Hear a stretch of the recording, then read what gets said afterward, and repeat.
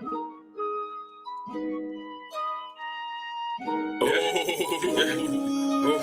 it do?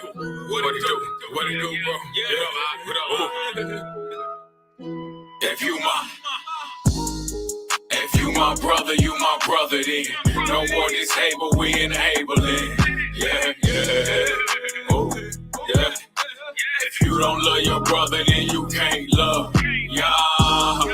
If you my brother, you my brother then. This ain't no Cain killing enable them. Nah. Yeah. If you don't love your brother, then you can't love. Yeah, I love you, bro, in spite of the differences. This in that time, difference in crime. You don't love your brother, you don't love y'all.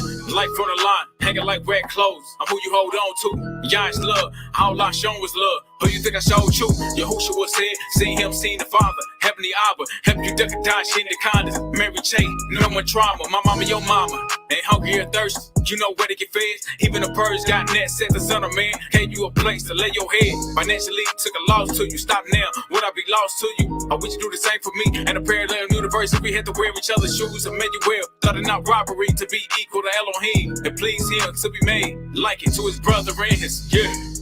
If you my brother, you my brother then. No more disable, we enabling. Yeah.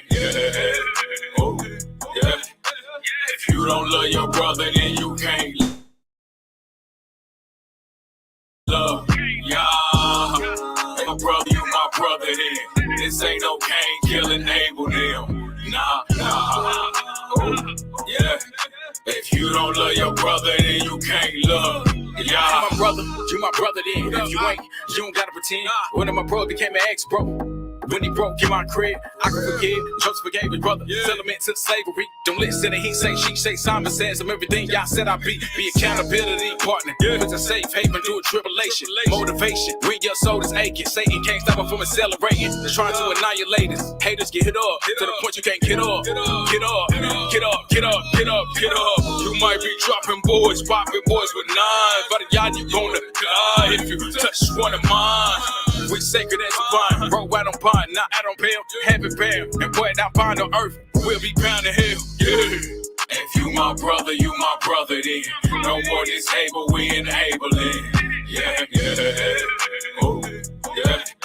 If you don't love your brother, then you can't love, yeah. If you my brother, you my brother then.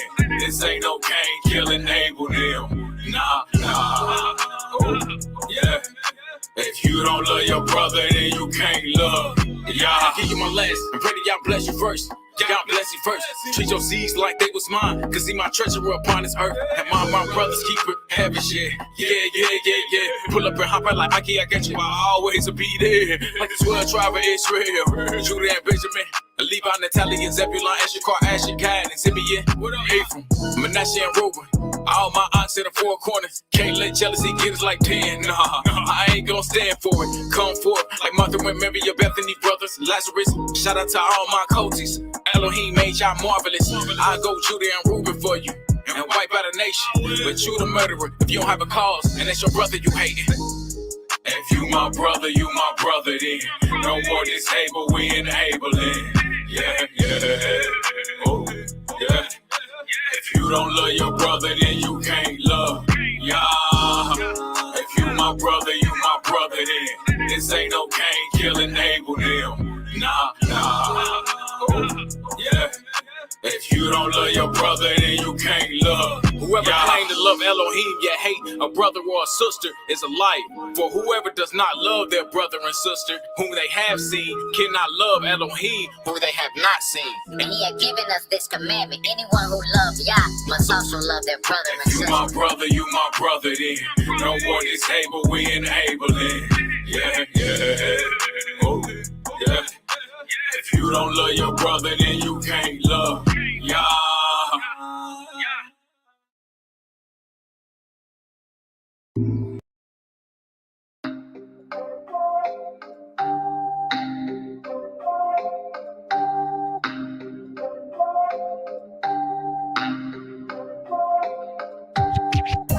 I can see now what the world hates. I can see now what the world hates. I can see now what the world hates. Hated on Messiah, this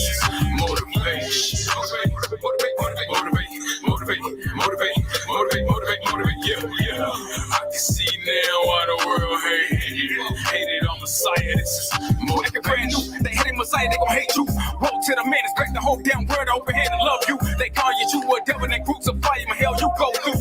Beating and bruised and bloody into his flesh was unrecognizable. They gambled for his garment, Peter denied him 3 times. Big boy, they bruised the cold. Judas scary, trade him with a kiss, but a check who friend who foe. They let Barnabas go, they criminal. They shouting and prostitute when it came to Messiah. It was crucify him, crucify him. Same word you was sent to help, gon' help you die quicker. Then he heal the blind, cause the lane to walk. Forgive your sins, nigga. Paying 5,000 with a few loaves of bread and a few fishes. For thine is the kingdom, so I ain't worried about these worldly riches. Forget Christmas, is it a gift in the world? It's working, giving. Thought to change the Sabbath days to Sundays, we keep the Sabbath. Don't set trip, I say trip up in your face with it. Set apart while y'all like Simon Twin, that's why you in your feelings.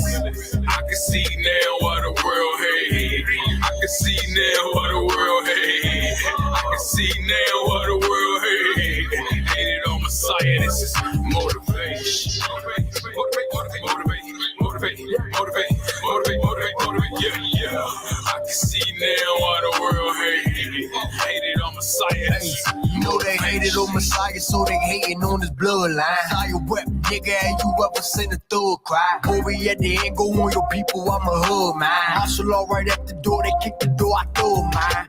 Yeah, boy, I got the war, I got my soul and my body. The father's in the head, he ain't gon' miss, ain't talking God. He dwelling in the secret place, we dwelling in his body. Messiah coming back, I pray to y'all, he don't deny me.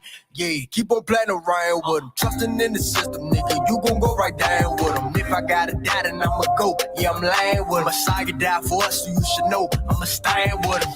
Yeah, keeping these commandments to the best of my ability. Repenting when I pray, cause he ain't gon' have no sympathy. You know he on the way, look at the world, all the tragedy. Keeping these commandments when he comes, so he ain't mad at me. I can see now what the world hate. I can see now what the world hate. I can see now what the world hate. Hated on Messiah, this is motivation.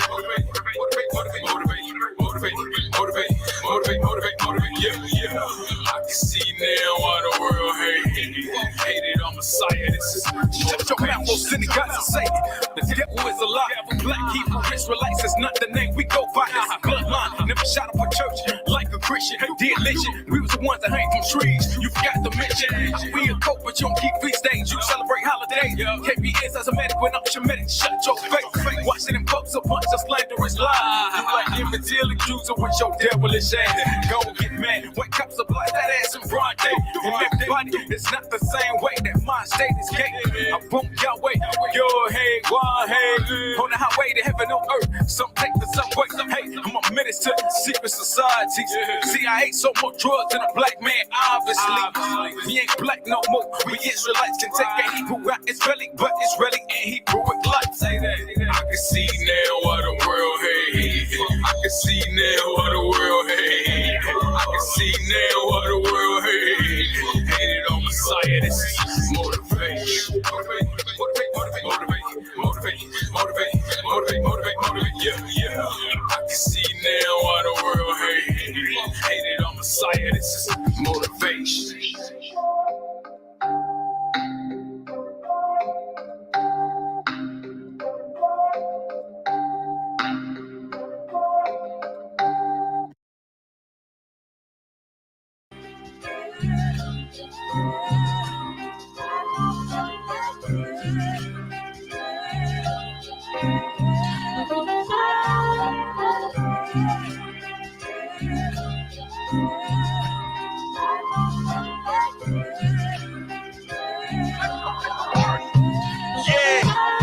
Yeshua said these last days of mine are many West go. Due to lawlessness, my people growing even more bold. Not to mention lies, accept the truth and get their heart of stone. My people don't give a damn, but really truth be told. Losing their mind, going sight, crazy, full of them demons, blindfold, shade.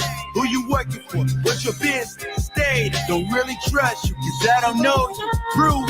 Jay steady bumping heads like soda cans, it's a mess. Shoot them high, one stuck in their chest, cooking up a fence. They ain't blessed, but they stressed from the depth that we chose. Weed smoke up in their veins, pollution up in their soul. What you blaming me for? Not understanding me so. Hatred up in your eyes, fly you out to the sky. See elders getting high, youngsters driving by. Let it off through the windows, guide up in the back.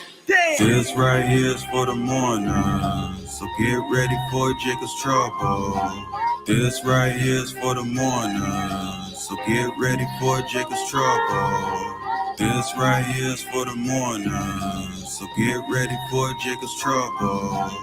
Get ready, fam, it's about to get hard. This ain't the time to celebrate, but tomorrow. Who over there would chase 100K? It's changing your soul for some mammon, you get 100 straight. No shalom in your mind, no ease for your soul, betraying secrets of your friends. Want to give her 10 blows. But it's been dripping and slipping and creeping and peeping and heating the bleed. They want you to know your knowledge, your meaning, run over on top of your peak. Hiding up out of the time and catching the light in a minute looking. What if you humble yourself, submit it to Yah, your enemy flee? On the run, so you duck and dodge, and you need to stop and submit to Yahweh and need to walk. If they fed up, shoot at them crackers, color them bastards. Invasion, breakers increasing, so they went fleeing. See the economy, see it's collapsing. See them heathens, you see they tweaking.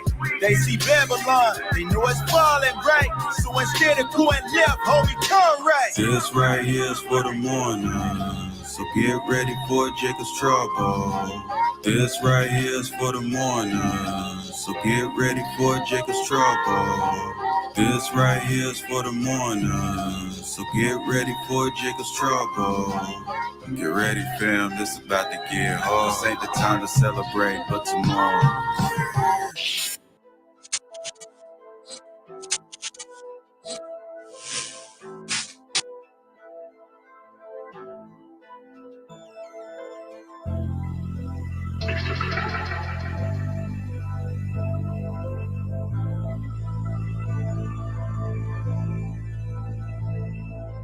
This right here is for the morning. So get ready for Jacob's trouble. First verse of heat, second verse of flame. Energy that track TNT to start a bang. 2 days of society for immorality. Body tweaking, no temperance within. Full of demons, so seeking. Wonder why it's so chaotic, always worried, no one listens. Prophecies unfolding all around. Can you see it? Ain't nowhere to run, ain't nowhere to hide. Stop tripping. Packing guns, thinking bullets, think you bad. Stop tripping. He does not have control, cause they know they can't offend it. Keep it running to and fro, seeking rest. Keep driven, mark of the beast about to unleash. It's feasting. Alabama State, a bunch of devils, serving no dripping. Yahweh turn your soul like a bomb, get the time ticking. Better get your soul right, cause you know that time's reaching. With that clock reach, zero breath you have, that's ending. The weekend, so we wickedness, he's ripping. Yahweh boy, not a judgment, cause mankind sin increasing. We compare vengeance for his righteous one, still bringing need to repent, to resubmit to Yahshua's teaching. Better straighten up before the power bend you falls out. This right here is Jacob's trouble. Great tribulation hitting double. If you fold now, you ain't loyal. If you say Yeshua's with you, what you scared for? Woe to the scoffers, woe to the mockers, woe to the cowards, don't care if you upset. Woe to the naysayers, woe to the blasphemers, woe to the slanderers, shut your damn mouth. Woe to the one who strives with his maker, woe to the one who refused to obey. Woe to the one that was a yeah, but his haters. Woe to the unfaithful who doesn't break. Holy feast, they flipping into dollars with a quarter. Gritty hypocrites and y'all clipping your spirit rich. Brother acknowledgements only who get more tax and fees. But y'all worship man, make it make sense. False prophets, many in the world. Because of what you done, confusion in the world. People wondering why many people die. They're walking dead, don't have the breath of life. They say they serve Yah, they say they keep the charge. Yeah, they preach his word, but their heart's so far. Time will only fail me, I keep the finger up. You see the finish line, so when you gonna start? This right here is Jacob's trouble. Great tribulation hitting double. If you fold now, you ain't loyal. If you say Yeshua's with you, what you scared for? This right here is Jacob's trouble. Great tribulation hitting double. If you fold now, you ain't loyal. If you say Yeshua's with you, what you scared for?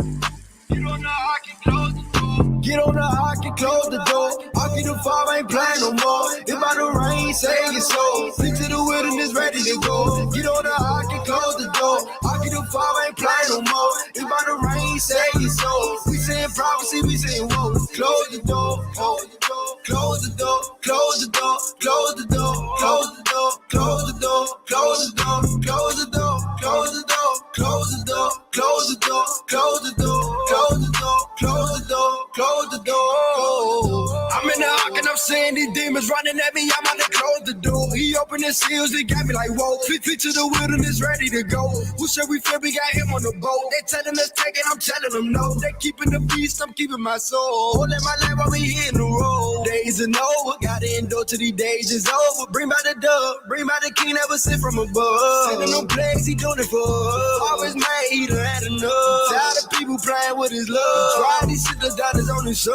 Open the seals, you about to get crushed. Family, look at the time. This not the time to rewind. He said in floods of fire.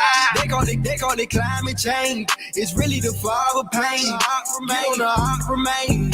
They about to feel the flame. You cannot run in your bunkers. Players coming like a fountain. They running the dens and mountains. Messiah is coming, we vouching. The prophets is back. We keeping laws that got us attached. We saying signals, we about to attack. We saying signs, he coming back. He sending them plays, you can't send them back. Whoa, players coming, they here and they finish. We can't send them back, this ain't no tennis. It's a blessing if you get the witness. Stay repentant, get off of the hit list. Keep commandments, not keeping my feelings. Second coming, yeah, he about to end it. Just close the door. Get on the ark and close the door. Arky the farm ain't playing no more. If I the rain, say it so. Flee to the wilderness, ready to go. Get on the ark and close the door. Arky the farm ain't playing no more. If I the rain, say it so. We saying prophecy, we saying whoa. Close the door, close the door, close the door, close the door, close the door, close the door, close the door, close the door, close the door, close the door, close the door, close the door, close the door, close the door, close the door, close the door. You know the ark and close the door. You know the ark and close the door. Close the door. Close the door.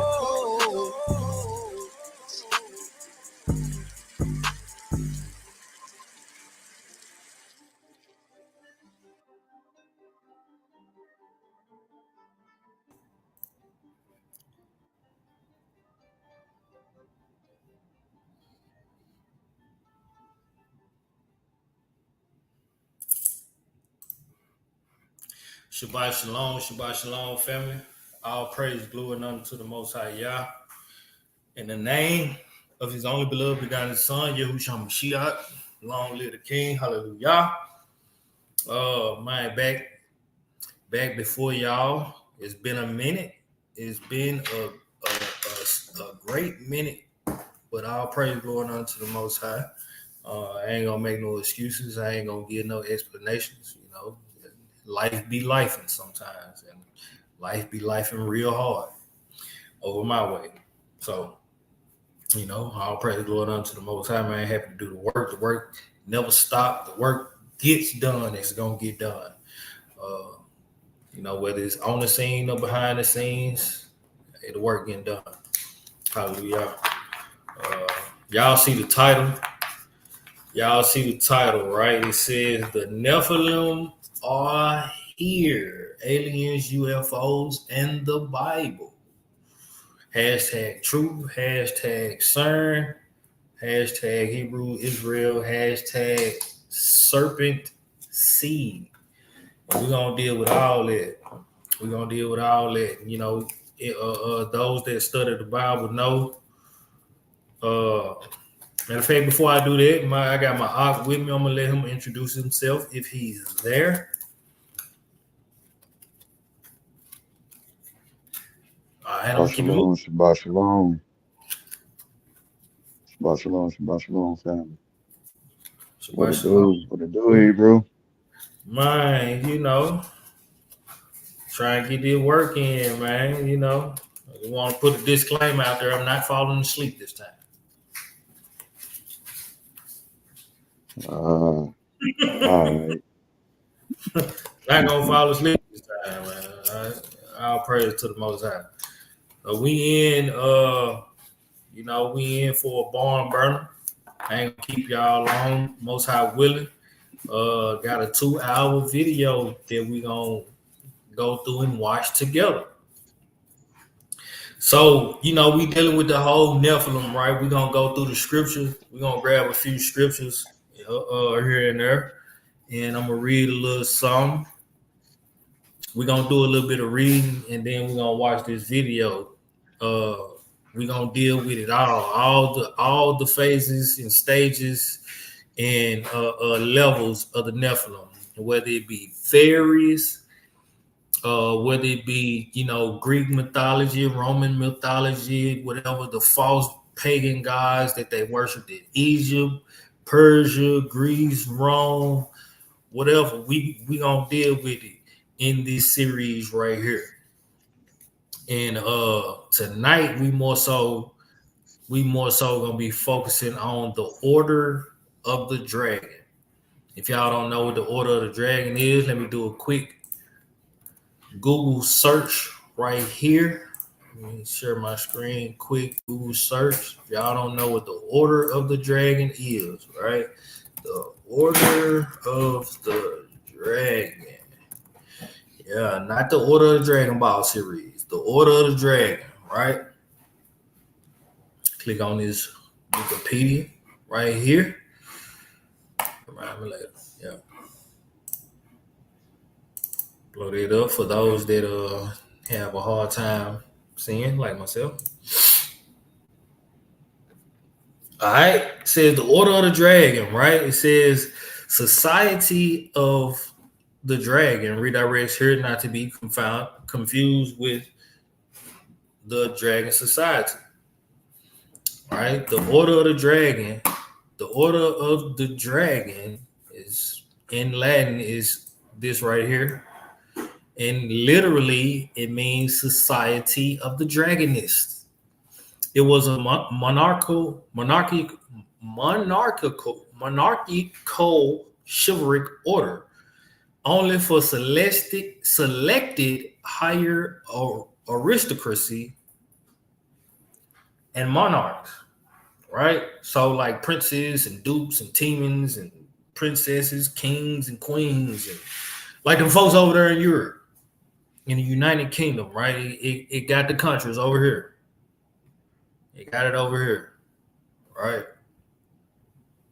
And what you see right there.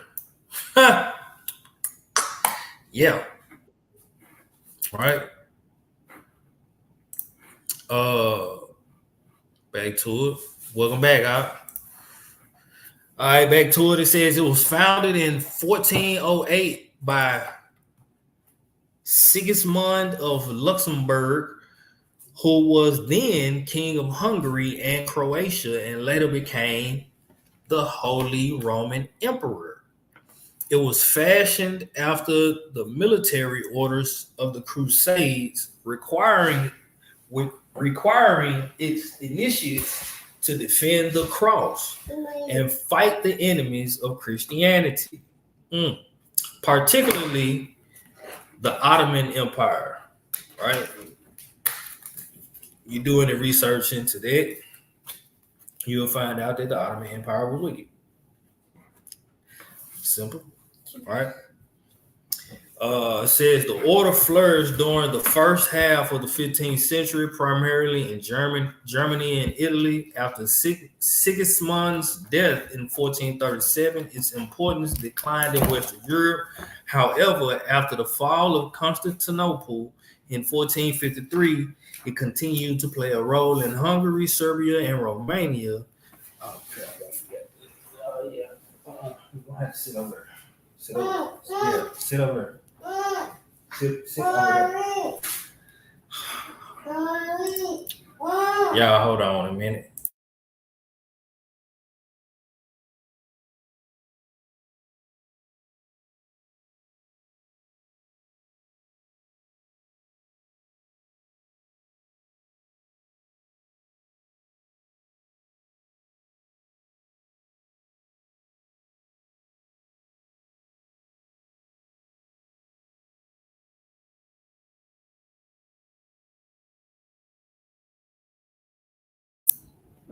What's going on? Everything good?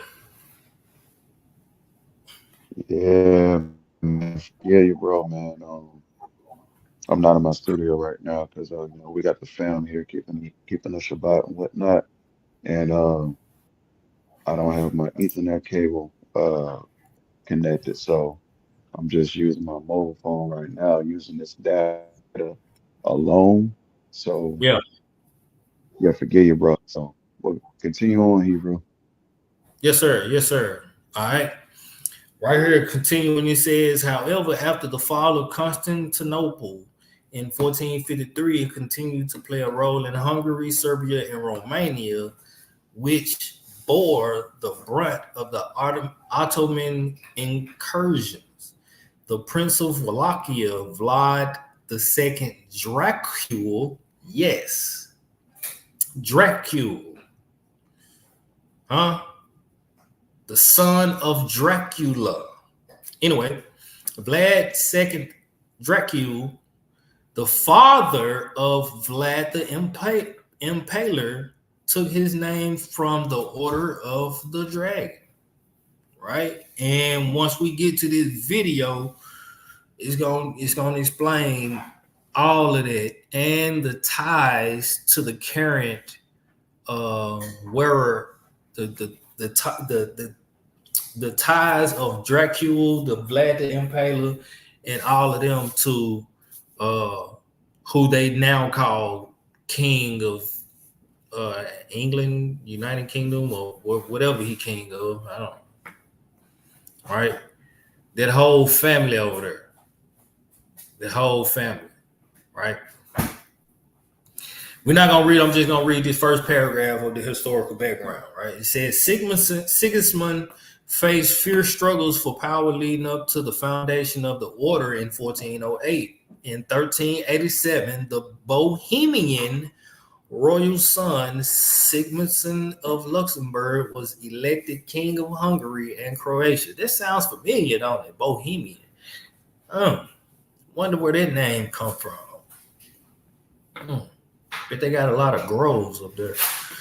Right? It says a title which he owed chiefly to his marriage to Queen Mary of Hungary in 1385. During the next decade, he constantly sought support or employed ruthless methods to strengthen his unsteady hold on the throne.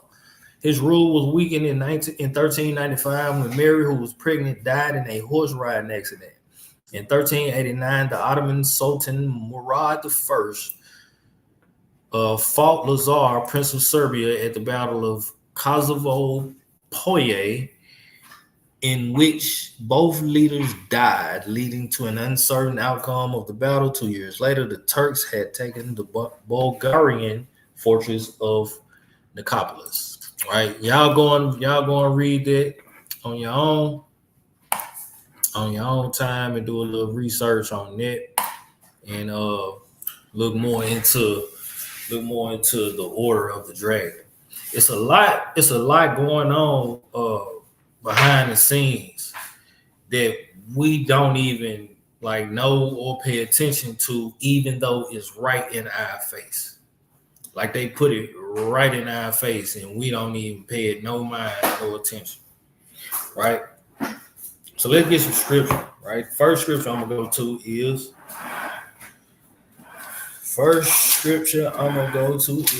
Ecclesiastes chapter 1.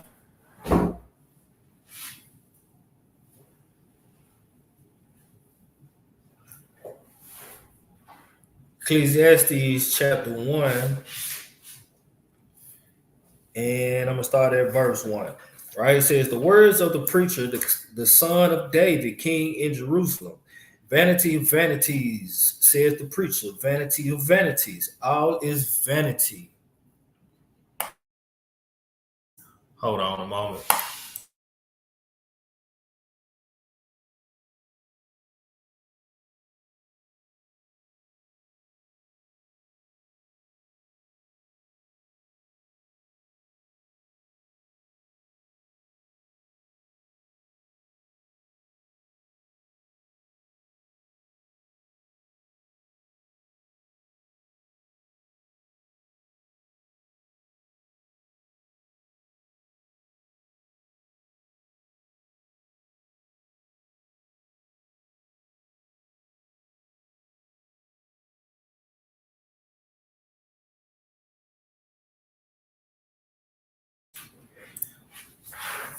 All right.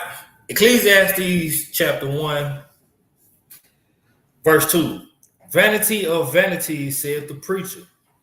Vanity of vanities, all is vanity. What profit hath a man of all his labor which he taketh under the sun? One generation passeth away, and another cometh, but the earth abideth forever. The sun also ariseth. Hold on a moment.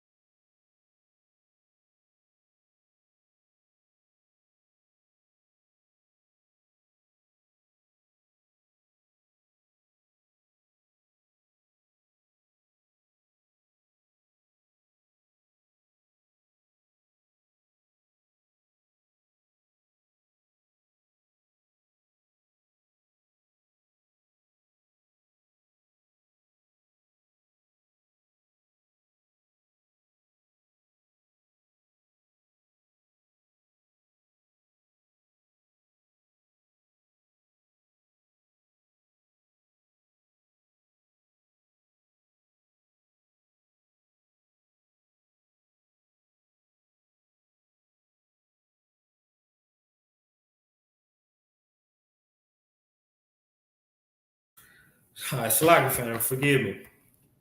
Like I told y'all, life be life. uh, God. sit down right there.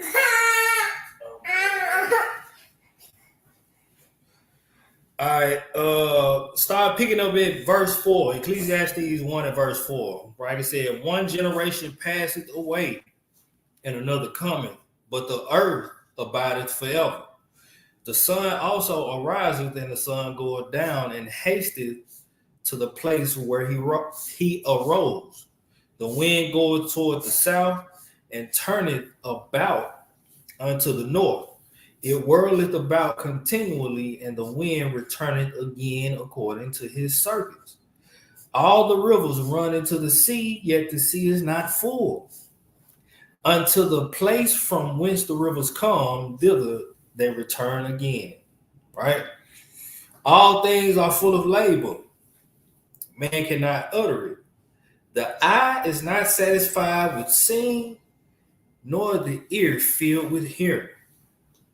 The thing that hath been, it is that which shall be, and that which is done is that which shall be done, and there is no new thing under the sun. No new thing. There's no new thing under the sun. Right? We ain't seeing nothing new we ain't seeing nothing that hasn't been done on this earth. It's new to us because we never seen it. We're a new generation. But it's been done in generations before and before and before. It's just with less technology, with less, you know what I'm saying, things that allow people worldwide to see it and have knowledge of it. But this has been going on for ages. The things that we seeing take place on this earth now. Right? I understand the earth is growing more and more wicked. It's just growing more and more wicked.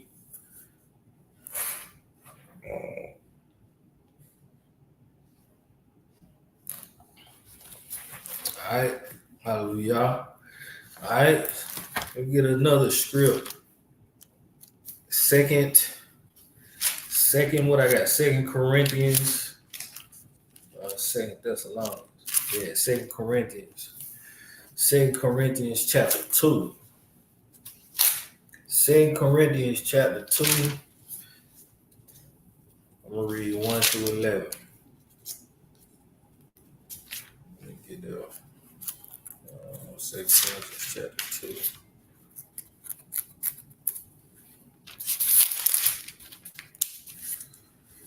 All right, 2 Corinthians chapter 2.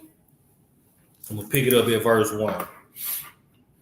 Always Shabbat Shalom to everybody in the chat, to everybody that just came in. Shabbat Shalom. 2 Corinthians chapter 2, verse 1. It says, "But I determined this with myself, that I would not come again to you in heaviness, for I make you sorry. Who is he then that maketh me glad, but the same which is made sorry by me? And I wrote this same unto you, lest when I came, I should have sorrow from them of whom I ought to rejoice, having confidence in you all, that my joy is the joy of you all. For out of much affliction and anguish of heart, I wrote unto you with many tears, not that you should be grieved, but that ye might know the love which I have more abundantly unto you. But if any have caused grief, he hath not grieved me, but in part, that I may not overcharge you all. Sufficient to such a man is the punishment which was inflicted of many, so that contrariwise ye ought rather to forgive him and comfort him, lest perhaps such a one should be swallowed up with overmuch sorrow. Wherefore I beseech you that you would conform your love towards him. For to this end also did I write, that I might know the proof of you, whether ye be obedient in all things. To whom ye forgive anything, I forgive also. For if I forgave anything, to whom I forgave it, for your sakes I forgave it, in the person of Mashiach, lest any should get advantage of us, for we are not ignorant of Satan's devices. Right? Simple and plain, right? Let us love each other as Hamashiach loved us, right? And do those things that Hamashiach commanded us to do by the commandment of his Father, right?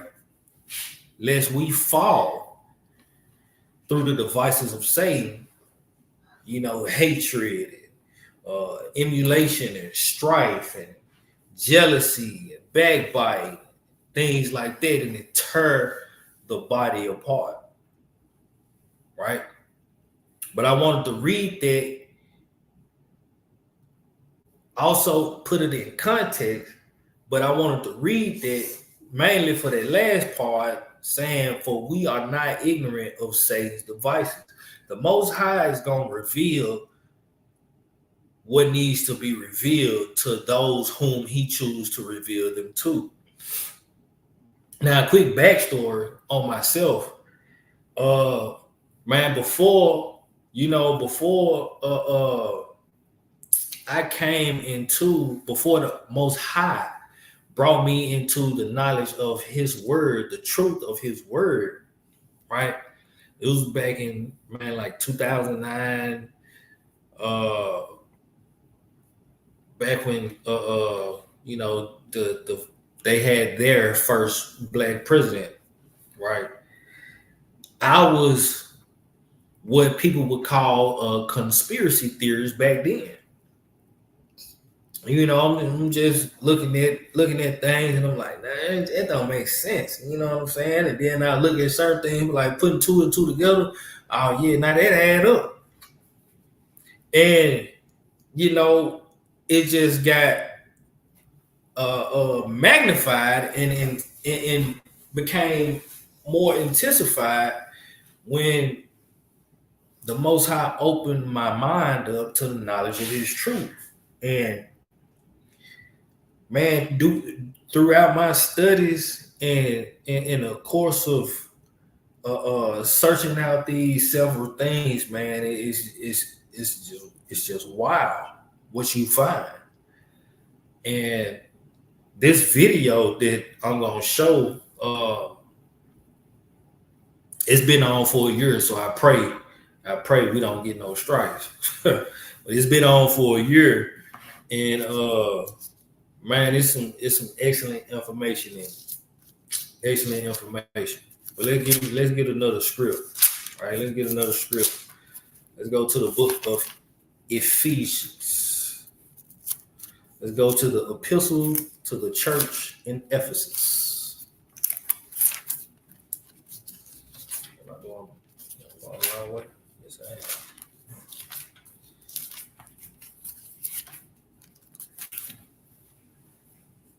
Hallelujah. Yeah, I'm a little tired, but we gonna push through today.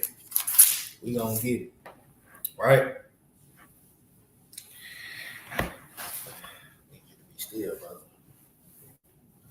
Right, this is the book of Ephesians, chapter 6. I'm gonna start at verse 10. Right, it says, "Finally, my brethren, be strong in the master and in the power of his might.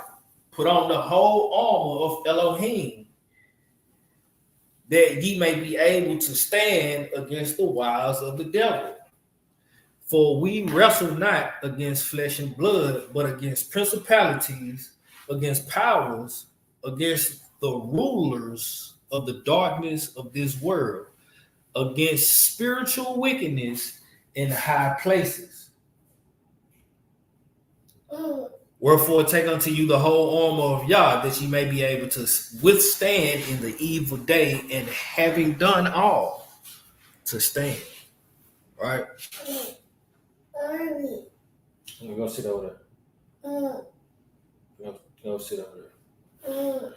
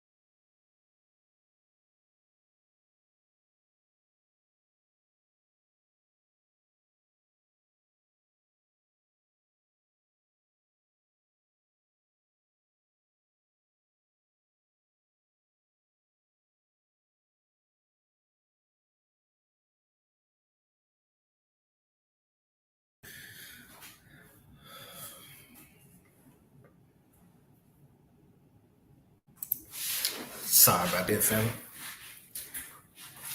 Right, y'all gonna look up that in a different translation. Right, matter of fact, I'm finna pull that right now. Translation comparison. Right. Do it on here. Share my screen. Do it on here. Share my screen right here. Bam. No, share my screen. I'm gonna give it up. Brother having technical difficulties over there. All right. Bibles. All right. We see the KJV and the NKJV pretty much,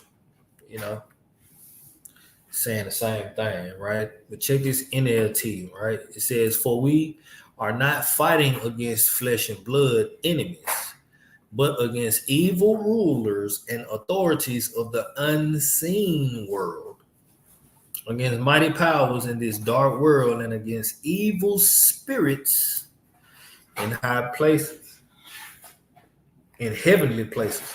Sorry. NIV, "For our struggle is not against flesh and blood, but against the rulers, against the authorities, against the powers of this dark world, and against the spiritual forces of evil in the heavenly realms." Right? So on and so forth. Right? It's gonna say the same thing. We ain't wrestling against flesh and blood. We ain't wrestling. Man, understand when you dealing with somebody and and I'm speaking this against myself or anyone that operates in a spirit that is not of the Most High. If you're dealing with somebody and they got an anger spirit on them, or they got a jealous spirit on them, or envious spirit, or whatever, know that is a principality. Just know that, right? That is a principality. You need to pray against that and speak life into that person. And don't feed that spirit, because that spirit is going to feed off of the negative energy that you give back. You know what I'm saying? If they shooting out angry words or sayings or whatever, trying to get at you and tear you down, what you give back is either gonna tear that spirit down or feed it and make it grow more powerful. Right? You say, hey, now I'm noticing the spirit on you. Let's come together and pray.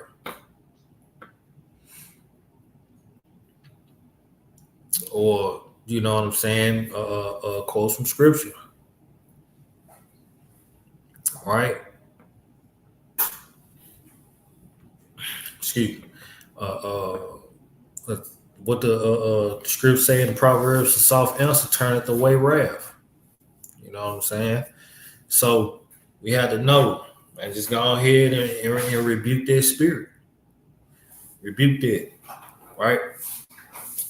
But also know that the things that we seeing going on in this world, man, it's not Sleepy Joe. It's not the orange pervert that we dealing with. These are principalities and powers and rulers of the darkness of this world.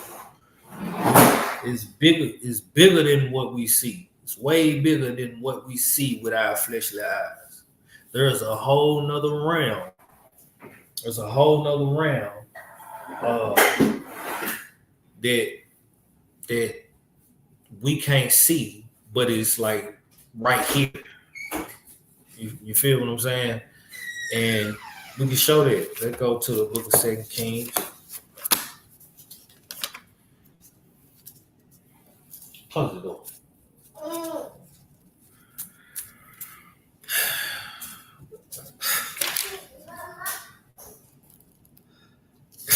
to the book of 2 Kings, man.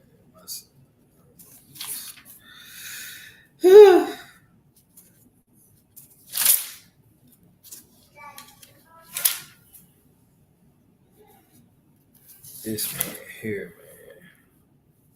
man.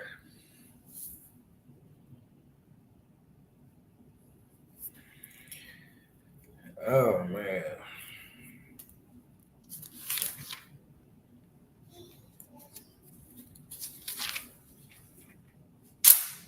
Second Kings. I know what chapter I'm looking for. Chapter 6. 2 Kings chapter 6. I will not start this at verse 1. 2 Kings chapter 6. Right. If y'all not familiar with this chapter, you know, the children of Israel, the king of Syria was coming up against the children of Israel, and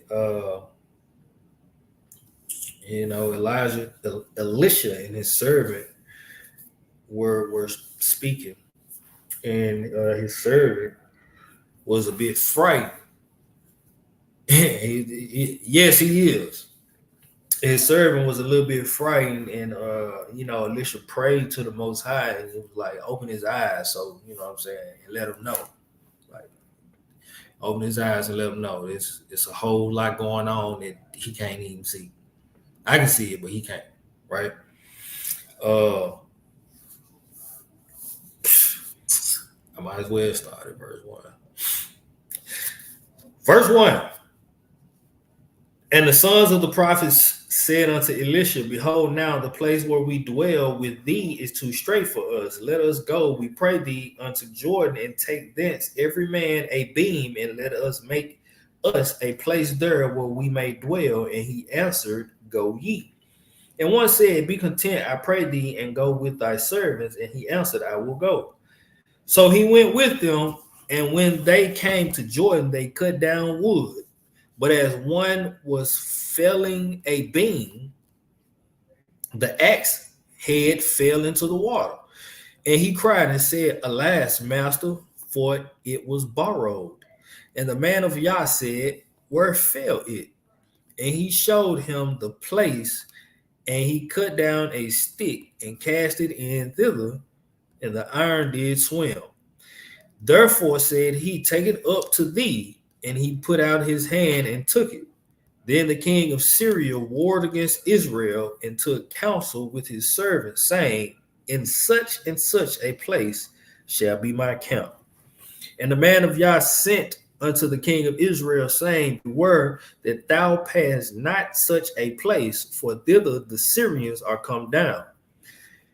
And the king of Israel sent to the place which the man of Yah told them, and warned him of, and saved himself there, not once nor twice.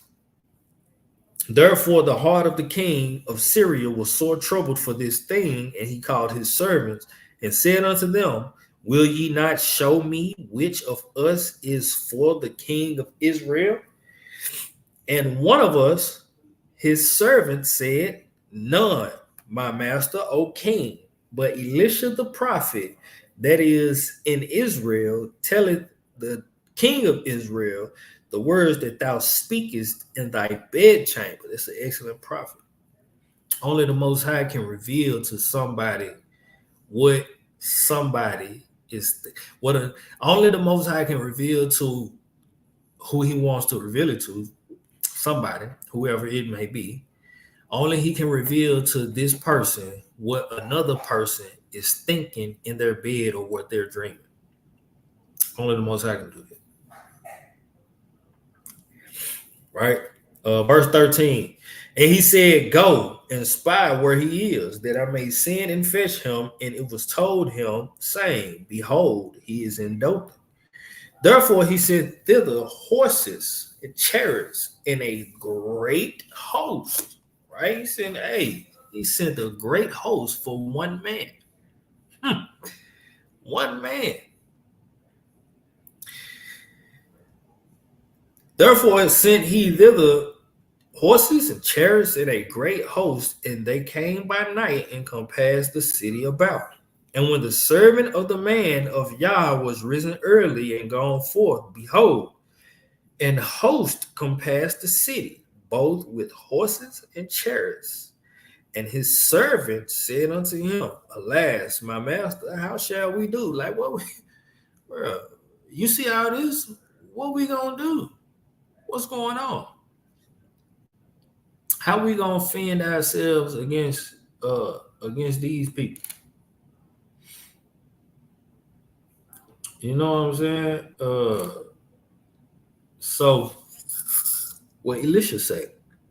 And he, Elisha, answered, Fear not, for they that be with us are more than they that be with them.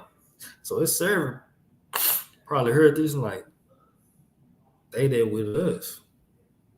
Where they at? Because I don't see them.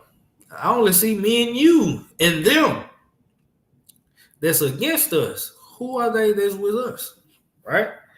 Verse 17, and Elisha prayed and said, Master, I pray thee, open his eyes that he may see. And the Most High opened the eyes of the young man, and he saw, and behold, the mountain was full of horses and chariots of fire round about Elisha. There's a whole nother realm that we don't see.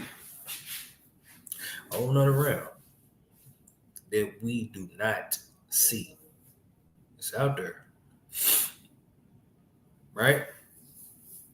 The Nephilim are here. It's going to show that the Nephilim are real according to the scripture. Right?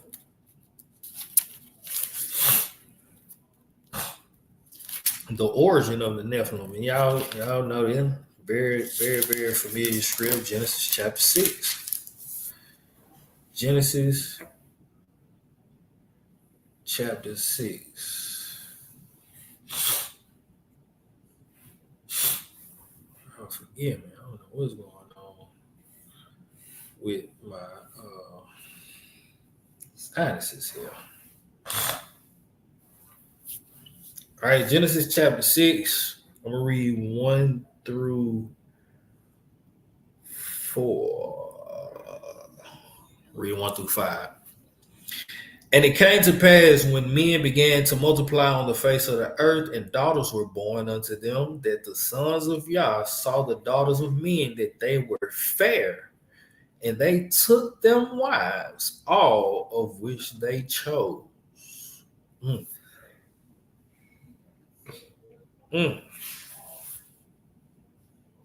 That lets you know, women something else with themselves. They cause angels to. we gotta be on guard, man. These women are something else with themselves, right? All right. And these, I ain't gonna get into that. We'll wait till we get further on into the series to deal with that, right? Because we're gonna come back to this. Right. Verse 3, it says, And the Most High said, My spirit shall not always strive with man, for that he also is flesh. Yet his days shall be 120 years. There were giants in the earth in those days, and also after that. There were giants in these days, and also after that. I got to pay attention. Context clues. Pay attention. In those days, there were giants in the days of Noah, because this is in the days where the sons of God saw the daughters of men and took themselves wives of whom they chose. There were giants in the earth then, and there were also giants in the earth after that. There's no new thing under the sun. We or in the earth after that. I'm gonna make a disclaimer, right? I spoke on this in the Marine Kingdom series, which 2 of the videos got struck down. Anywho, yeah, I spoke on this in the Marine Kingdom. The flesh of the giants, who were the offspring of women and angels, the flesh of those giants died in the flood, drowned, right? But the spirit, everybody's spirit is everlasting. Now we ain't saying, of course, we see today, we got people 7'6", 7'5", and 7'2", and 7 foot and all that, but we ain't seeing no 9 foot nothing, right? And that's what they were seeing back in these days, 9 foot, 10 foot men. Oh, we also gonna talk about that movie, The Watchers, too. If y'all ain't seen it, you know, yeah, yeah, it's serious. It's serious, and it's gonna. If you ain't seen it, it's definitely gonna be a spoiler alert. Definitely, right? But they weren't seeing no. They wouldn't. We not seeing no 9 foot, 10 foot men like they were seeing back in the day. You know, yeah, we got. I forget what the what was the tallest. Sean Bradley or something like that. He was 7'7" or something like that. You know what I'm saying? And uh that just goes to show, like, giants are real. Average height for a man is, I believe, 5'10". I believe 5'10", 5'11", something like that. Now Sean Bradley, fat Dave was 7'7". Yao Ming, I think, was 7'5", 7'6". Yeah, I believe average height for a man is like 5'10". Average height for a woman is like 5'5", something like that. But then you see the above average. You know what I'm saying? 7'2", 7'3", and on up. Like 6'11" is, you know what I'm saying? Like, you got women almost that tall. It's crazy. It's a woman. I seen a video the other day. It's a woman over in China who they calling the female Yao Ming. Yeah, Wembenyama. He 7. I think he's 7'6". Let me see. Let me see here. Wembenyama. Victor. I got a whole computer right here. I'm going to my phone. Victor Wembenyama. He is 7'4". He's 7'4".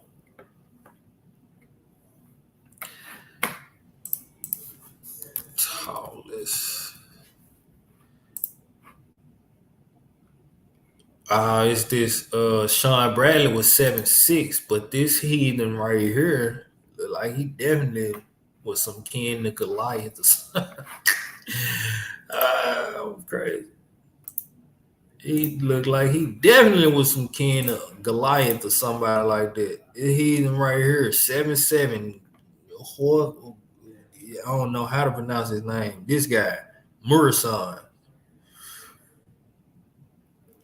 You got 1, 2, 3, 4, 5 people that was 7'6". Spirits of the giants. I'm telling you, spirits of the giant. Right? The flesh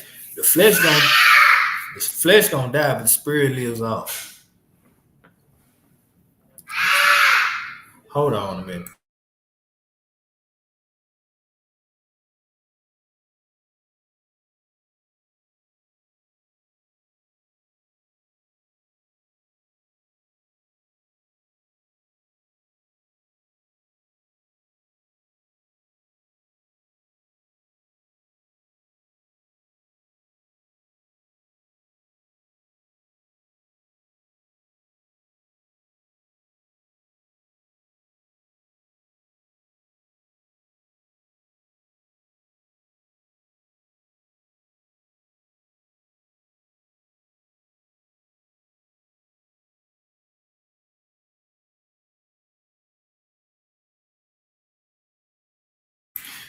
Man, that tripping. All right, where was I? The Nephilim, right? Verse 4. Right? From the top. Verse 4. There were giants in the earth in those days, and also after that, when the sons of Yah came in unto the daughters of men, and they bare children to them, the same became mighty men, which were of old, men of renown.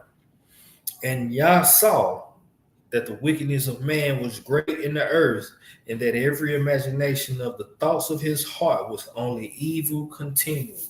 It's same today. Same today. And we can see it play out, especially if you're living in areas, like Memphis, Chicago, Detroit, you know what I'm saying, Indianapolis, DC, Maryland, places like that.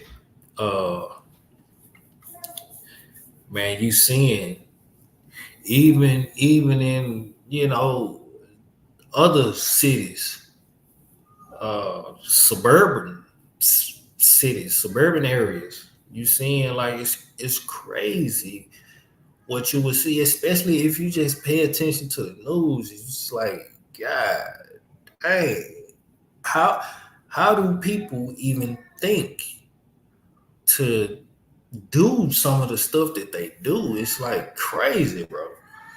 It's really crazy. But like we read in Ephesians 6, we wrestle not against flesh and blood. These principalities, man, folks be possessed by demons. And it's crazy, right? On my job, I be outside or whatever, and I see people walk past, and I don't want to call them crazy, I don't want to call them crackheads and nothing like that, but this person walks up and down the street all day, really all day, and like having a full-fledged conversation, you would say with itself, but I know he talking to somebody. And I seen him one day and walked past, and I said, he talking to a demon. He having a conversation with his demon. And the man turned around and it's like he got mad that I realized and noticed and understood. The demon got mad. He was like, yeah. And I just got to rebuke him. And he was just back talking. But it's crazy. Like, people really be possessed with demons. Like, it's really real out here. It's really, really real. And when you say the Nephilim are here, the spirits never left. They never left. And we're going to show that as we move along, right? I don't want to keep y'all too long. We already an hour in. I got a 2-hour video I want y'all to watch. So I'm going to go ahead. I got a whole slew of stuff that we're going to go over. We're going to get into the book of Jasher. We're going to read some out of this book called the Genesis 6 Conspiracy, which is talking about the Nephilim, the giants, right? We're going to grab some more scriptures. We're going to get in Numbers. We're going to talk about the days of Caleb, David and Goliath, and Goliath's brother and his family. We're going to talk about all of that. But tonight, we're going to get into the book of Enoch and all of that. We're going to get into all of that. But tonight, I want to focus on the order of the dragon. People don't even know. We just read. People don't even know what the order of the dragon is. We just read it. You can Google it. The order of the dragon. Where did the dragon come from? Let's go to the book of Revelation, chapter 12. Revelation chapter 12, and I'm gonna start at verse 1. This is my, this is my theme right there. Pick it up at verse 1. All right. You gotta get the proper context of what you read. Otherwise, you ain't gonna have no understanding of what you read. And I'm like, what is that? You jump down, you skip verse 1, and then you jump down. You're like, sometimes you gotta jump back a whole few chapters. Sometimes you gotta start at chapter 1. Because we have to understand and remember that when they was writing these scriptures, they didn't have them in chapters and verses in their days. They were writing them in scrolls. It was a continuous scroll. So you will have to go down and find it. You know what I'm saying? It had no day. It was only when. Excuse me. It was only when, like in 1611, when it was translated before then, but it was published in 1611. But in this first King James Version Bible, the 1611, when they broke it down to chapters and verses.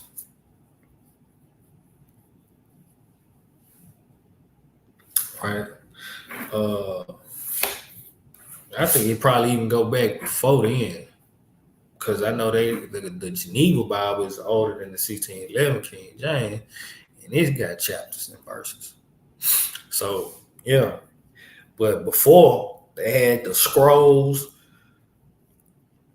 it was no joke. Like bro said, ain't no joke. It was no joke. You had a long scroll, and what they would do is they would get on the podium, and you know what I'm saying, it would roll up like this. You would hold it, you know what I'm saying, like this, throw it down, and roll that junk open, and you have to go and find your spot where you're gonna start from. Crazy, man. All right. What I was finna do, this right here, I want to show y'all a video. Real quick.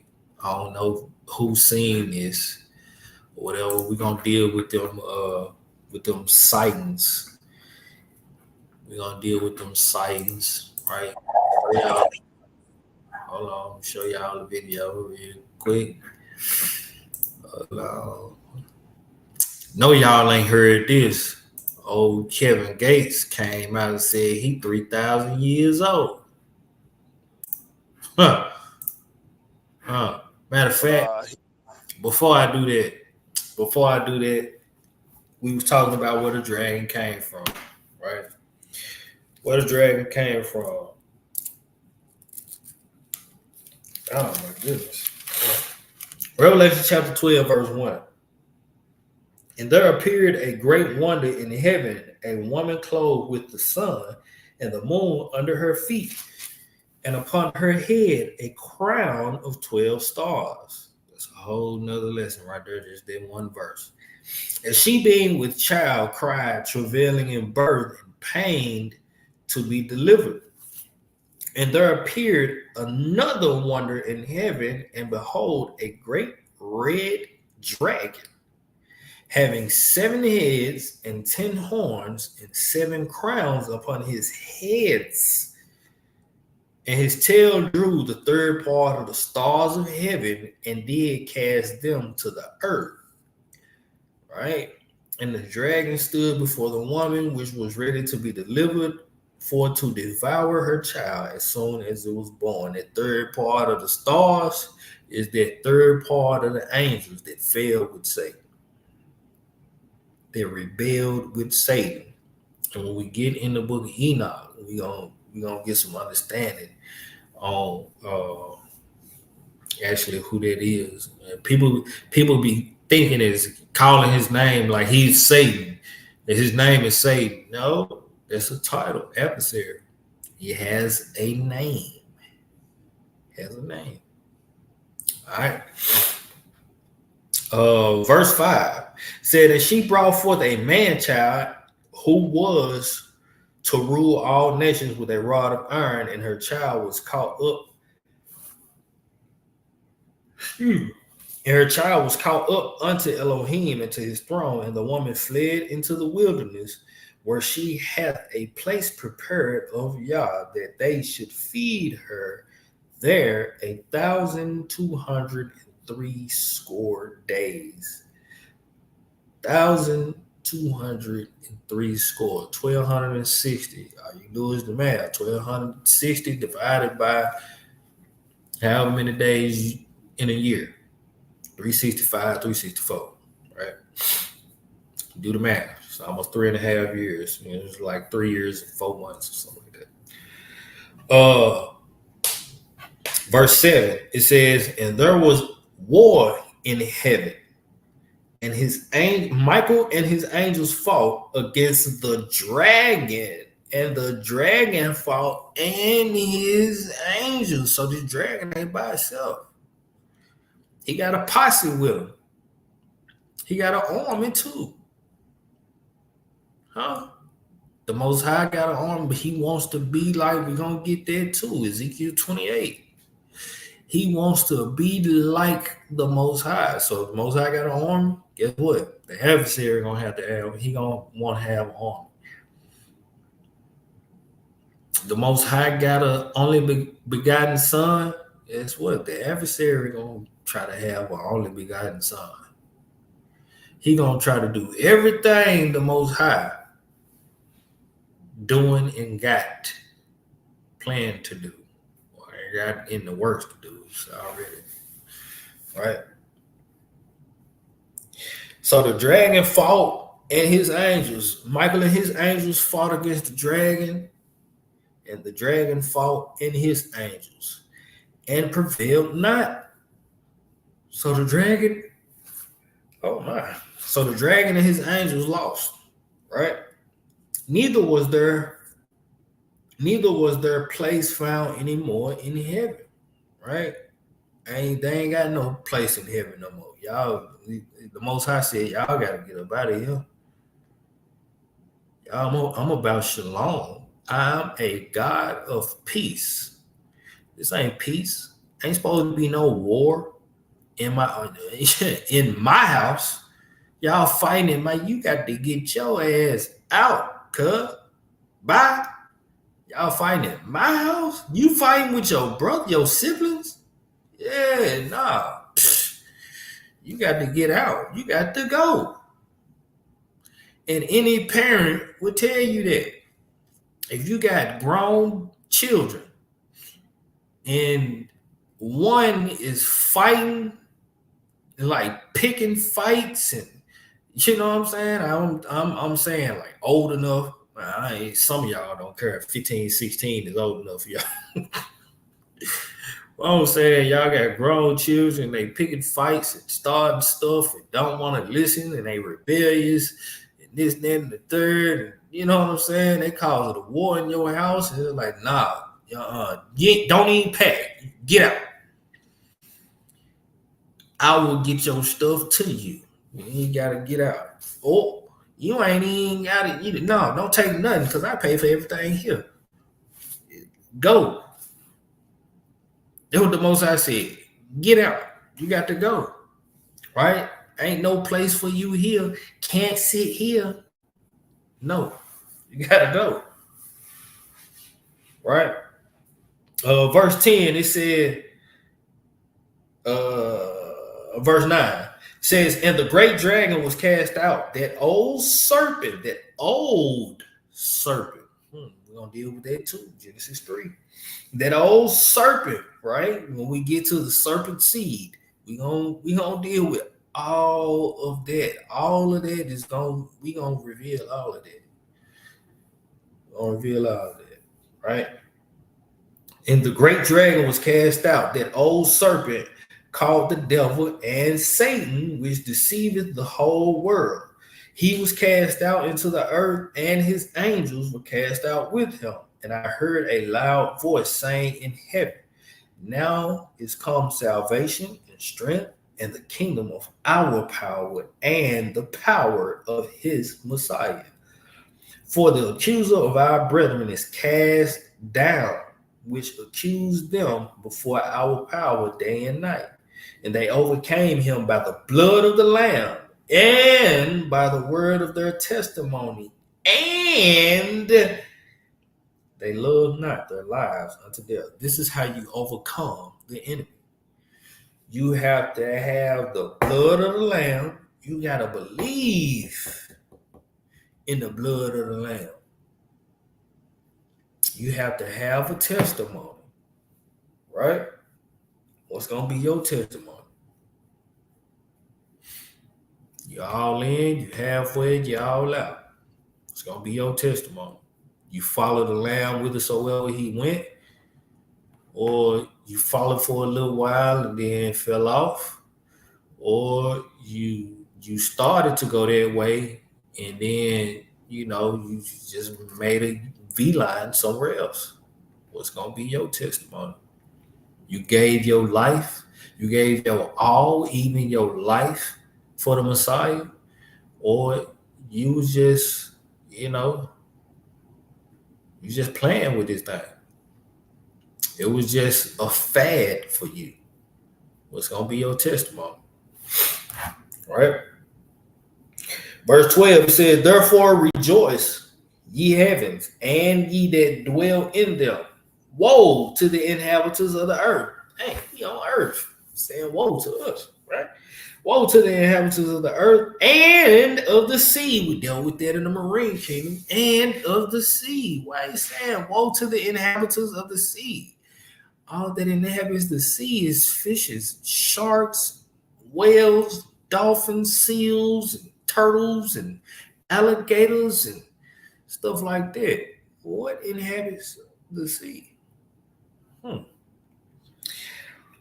For the devil is come down unto you, having great wrath, because he knoweth he hath but a short time. And when the dragon was cast unto the earth, he persecuted the woman which brought forth the man-child. Right? The dragon was cast unto the earth. Here. We're dealing with the order of the dragon. All right, they said it's a chivalric order. Let's see what a chivalric order is. Chivalric.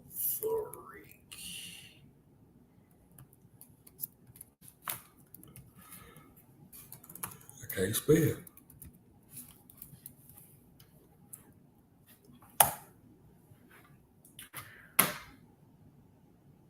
Share this tab instead. All right. An order of chivalry, order of knighthood, chivalric order, or equestrian order is an order of knights typically founded during or inspired by the original Catholic military orders of the Crusades, which eventually became the Knights Templar.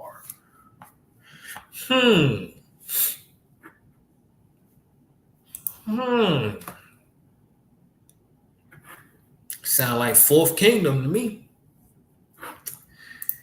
Interesting. All right.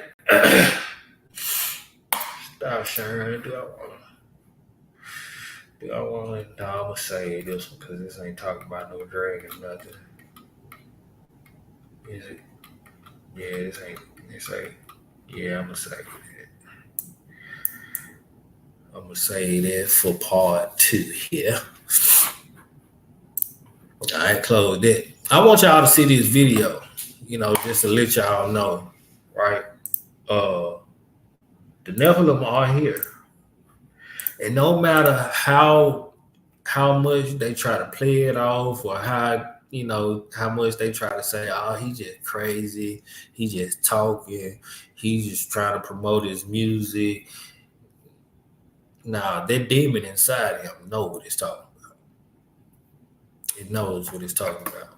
Check this out. This Kevin Gates saying that he's 3,000 years old. Hear this out. This is gonna sound very, very crazy. I'm already like 3,000 years old right now. I just tell people I'm 33 because I don't age. Right? He just tell people he 33 because he don't age. Why? Yeah, why just tell people you 33? It's already a sign of Freemasonry. That's their highest, that's their peak right there.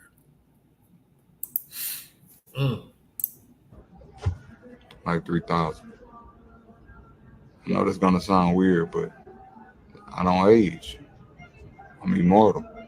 There's nothing new under the sun. And what he said, there's nothing new under the sun. Interesting. My mother had sex with an angel, was born an immortal, and ain't even know it. His mother had relations with an angel, right? I believe that's a lyric that he quoted in the song. That's why he kind of started, speaking in a little melody. He was rapping or whatever. He said his mother had relations with an angel. He was born immortal. He ain't even know it. You can see the demon in his eyes. The eyes never lie, man. The eyes never lie. Man is a demon. Right? Hey, she powerful too. Yeah, I did magic on my brother yesterday. Talking about my beads, devil worshiping beads, cool, you hear me? But if you're a Christian, your Bible says you're supposed to love God, your neighbor as yourself, and your enemy. So if you're commanded to love me if I want to serve the devil. Yeah, just left. I don't know who told you that damn lie. Man, look at this eye right here, man. This is a straight demon. Know who told you that lie? My man. Ain't nobody commanded. The Most High don't love the devil. So why would he command us to do something he don't do? Come on, man. That makes sense. About the ocean, you heard? All you old evil ass, you know, all that shit y'all had on the real, you heard me? Oh, bitch, I'm back, bitch. Hey, bitch, I'm 10 years younger, bitch. Bitch, I can eat a nigga whole, you heard me? I'm out here. I'm sure confess. We not talking about that Jesus Christ. I ain't talking about that Bible shit. That's bullshit. I ain't talking about that. I'm not talking about Jesus Christ being God. I ain't talking about that. I'm talking about when you sit with your creators. That's like when they ask me, do I believe in the devil? Yeah. I used to be here. You hear me? Demon is a low vibrating entity or a daemon, if that's what you want to call it. Demons can't be alone. They have a fear of being alone. There always have to be a group of them. They move in numbers, legions. That's how they move, because they all have to feed off each other's energy. They not connected to no source. I like demons though, you know, they cool. I started no car battery with your bare hands. Somebody said he like demons. They cool. Yeah, spoken like a true one. If I didn't, may God murder my children. I hate that I even spoke about that. If I didn't, may God murder my children. No, don't say that. Please, today. Right now, today. Being in the ministry for a long time and, doing deliverance, you can tell that this guy is demon possessed. You can tell that he has legion. And believe it or not, this guy is gone. It's not even him saying all this. They know how to manipulate all these people in order to use them and get to their fans. Yeah, we'll stop there right there. Yeah, it's really real. It's really real out here. These people are all possessed by the fallen angels the spirits of the fallen angels.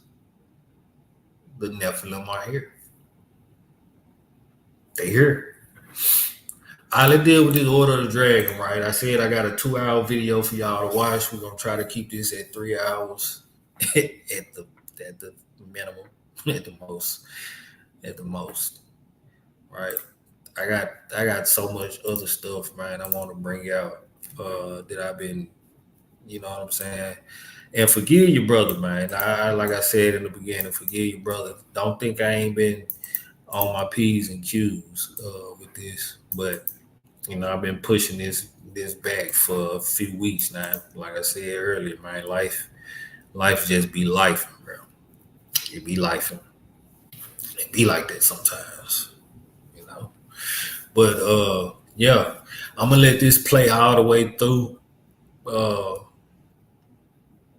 I pray to the Most High that they don't have nothing on here to get no strikes. But it's been up. It ain't been removed, so it should be safe. Fair use. Matter of fact, let me do this real quick. Fair use.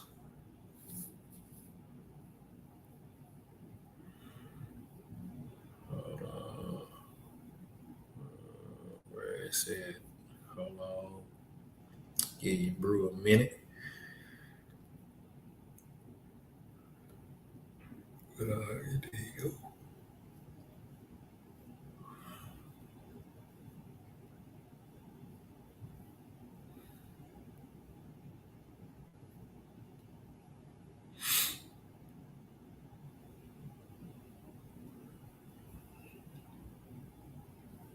Send all this to my email. Hold on, players. Yeah, we gonna have some fun with this.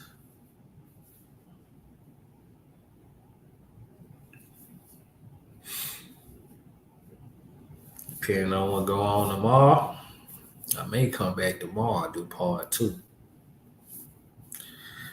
All in your who's will.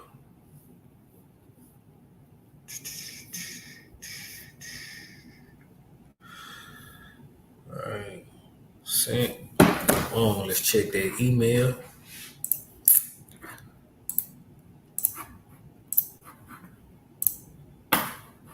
Yes, sir.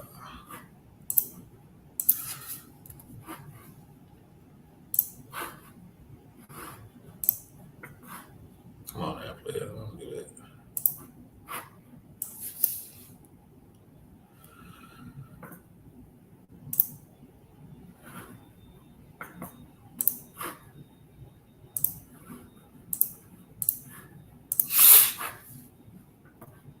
Yeah, it is right there. It is right there. Hold on. Let me download that. Yeah, hold on. Hold on. Hold on.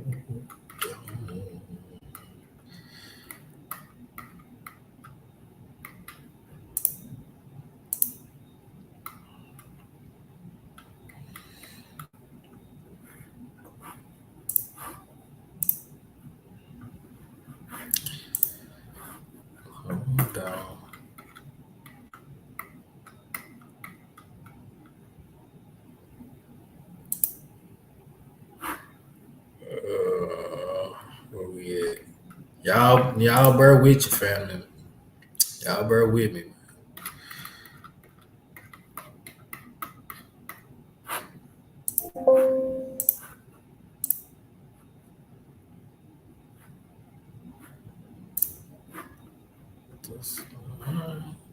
Okay. It gotta be a video or something.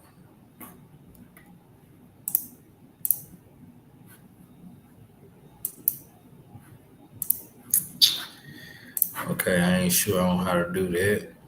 So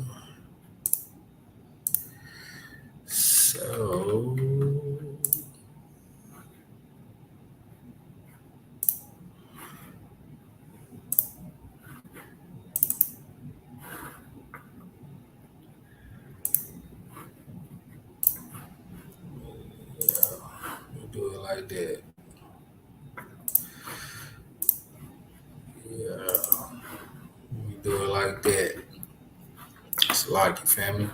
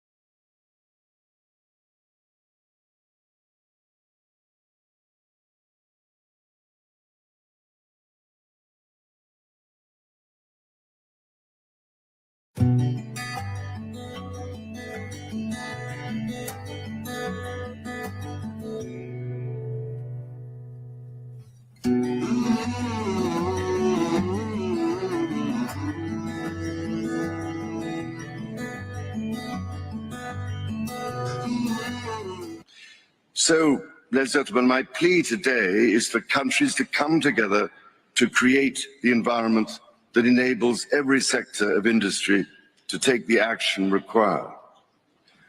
We know this will take trillions, not billions of dollars.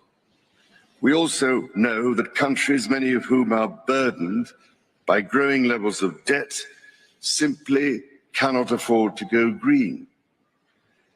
Here we need a vast military-style campaign to marshal the strength of the global private sector. With trillions at his disposal,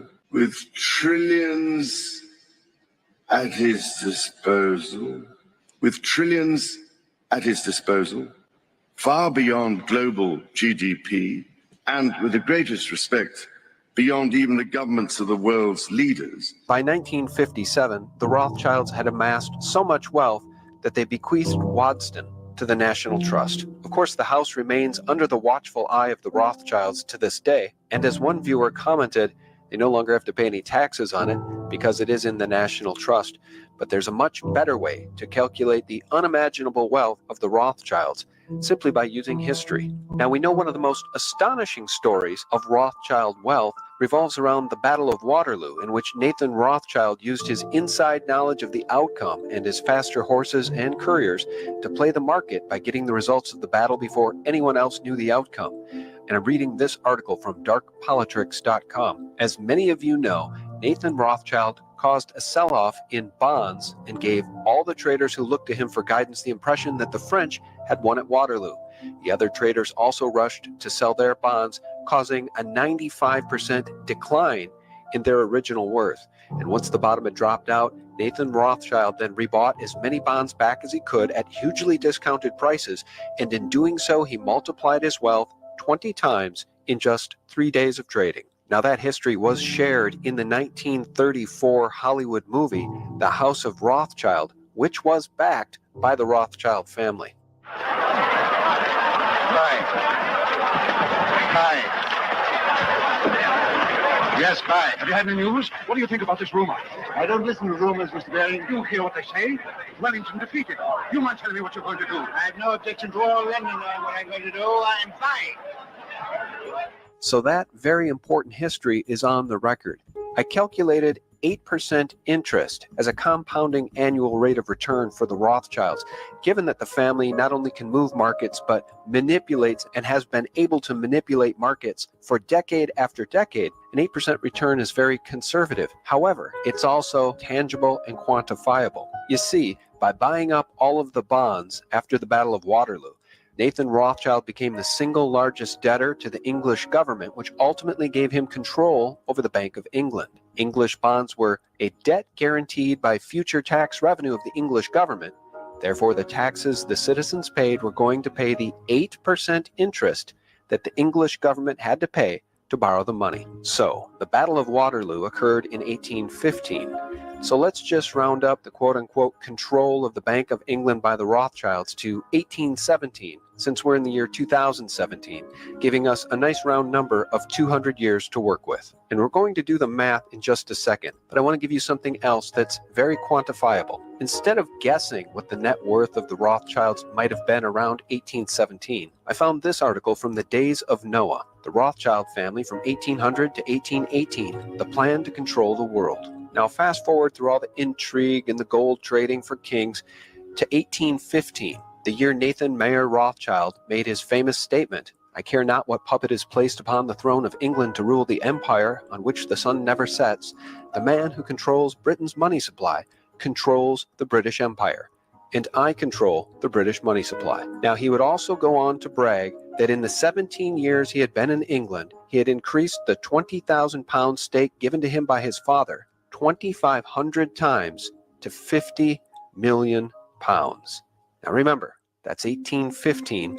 Let's just bump it up to 1817, and we'll keep the other four Rothschild brothers out of the conversation, each of whom were making separate fortunes of their own in different areas of the world. So let's go over to the compound interest calculator, and let's just assume for the sake of argument that Lord Rothschild was using puffery or braggery when he said he was worth 50 million, and let's just give him credit for 10 million and see what happens with the magic of compound interest and that already locked in annual interest rate that they were guaranteed by the Bank of England of 8%. 10 million. Length of time in years you plan to save. Well, I think the Rothschilds probably socked that away for, say, 200 years. At an annual rate of interest of 8%, in 200 years, you will have 48 trillion, 389 billion, 495 million, $849,000. That's really chump change to the Rothschilds. Why don't we take him at his word and check out what 50 million is worth over 200 years? Change that to a 5. That's 50 million invested over 200 years at an annual interest rate of 8%. In 200 years, they would have achieved $241 trillion in wealth. And of course, that doesn't account for any gold and silver market manipulation. It doesn't account for any of their other investments. And it certainly doesn't account for any additional wealth they were able to build when they implemented the central bank in the United States, the Federal Reserve, in 1913. This is just the money Lord Rothschild claimed that he was worth in 1815. And of course, we started this calculation in 1817 just to give us a nice round number of 200 years to work with. So perhaps now you can understand why, by some estimates, the Rothschild family is worth more than $500 trillion.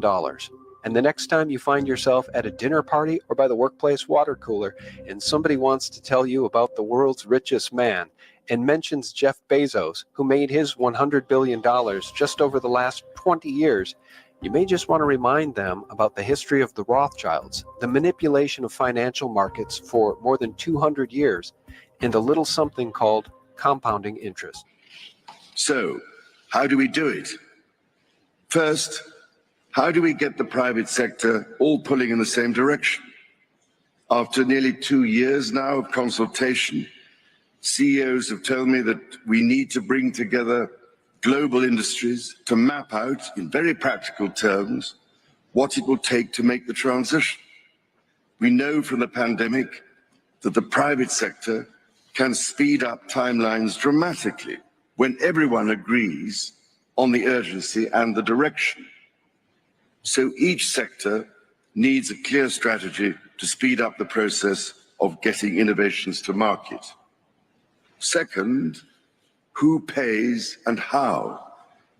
We need to align private investment behind these industry strategies to help finance the transition efforts, which means building the confidence of investors so that the financial risk is reduced. Crucially, investment is needed to help transition from coal to clean energy. If we can develop a pipeline of many more sustainable and bankable projects at a sufficient scale, it will attract greater investment. Third, which switches do we flick to enable these objectives. More than 300 of the world's leading CEOs and institutional investors have told me that alongside the promises countries have made, their nationally determined contributions, they need clear market signals, agreed globally, so that they have the confidence to invest without the goalposts suddenly moving. This is the framework I've offered in the Terracotta Roadmap, created by my Sustainable Markets Initiative, with nearly 100 specific actions for acceleration. Together, we are working to drive trillions of dollars in support of transition across 10 of the most emitting and polluting industries. They include energy, agriculture, transportation, health systems, and fashion. The reality of today's global supply chains means that industry transition will affect every country and every producer in the world. There is absolutely no doubt in my mind that the private sector is ready to play its part and to work with governments to find a way forward. Your Excellencies, ladies and gentlemen, many of your countries I know are already feeling the devastating impact of climate change through ever-increasing droughts, mudslides, floods, hurricanes, cyclones and wildfires, as we've just seen on that terrifying film. Any leader who has had to confront such life-threatening challenges knows that the cost of inaction is far greater than the cost of prevention. So I can only urge you, as the world's decision makers, to find practical ways of overcoming differences so we can all get down to work together to rescue this precious planet and save the threatened future of our young people. So, Prince Charles's coat of arms represents the red dragon. In Revelation 13:1, and the dragon stood on the sand of the seashore. Then I saw a beast coming up out of the sea, having 10 horns, 7 heads, and on his horns were 10 diadems, and on his heads were blasphemous names. And the dragon gave him his power and his throne and great authority. Now, of significance to that is that at his coronation in 1969, and we're talking about Prince Charles, the father,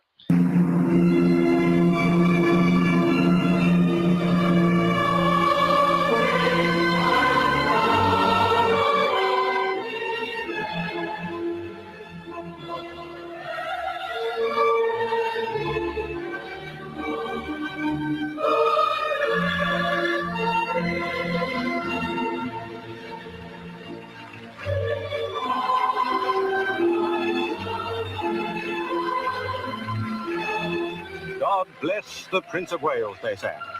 Those mighty Welsh voices bore the message of the people who were to welcome Prince Charles as their own. This young man was ready to take up his royal office to serve the proud race who opened their hearts to both him and his mother, the Queen, on this historic July the 1st.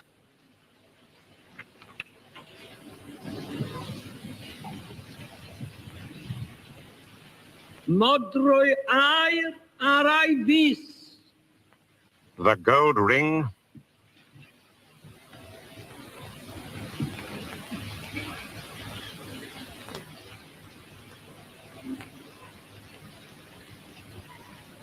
a hefyd drwy dros glwyddo gwiale nawr i'w law. the gold rod, Fel y bo iddo newyddion and the mantle. In giving to the prince these insignias of office, the Queen could not conceal the gentle touch of a mother, despite the formal text of the letters patent, which proclaimed that Charles, Philip, Arthur, George may have the name, style, title, state, dignity, and honor of the Principality of Wales and Earldom of Chester. The sword about his waist, the coronet upon his head, the gold rod in his hand, and the silk velvet ermine mantle upon his shoulders, he bore with great fortitude the emotion that the coming moments brought. I, Charles, Prince of Wales, do become your liege man of life and limb, and of earthly worship. And faith and truth I will bear unto thee, to live and die against all manner of folks.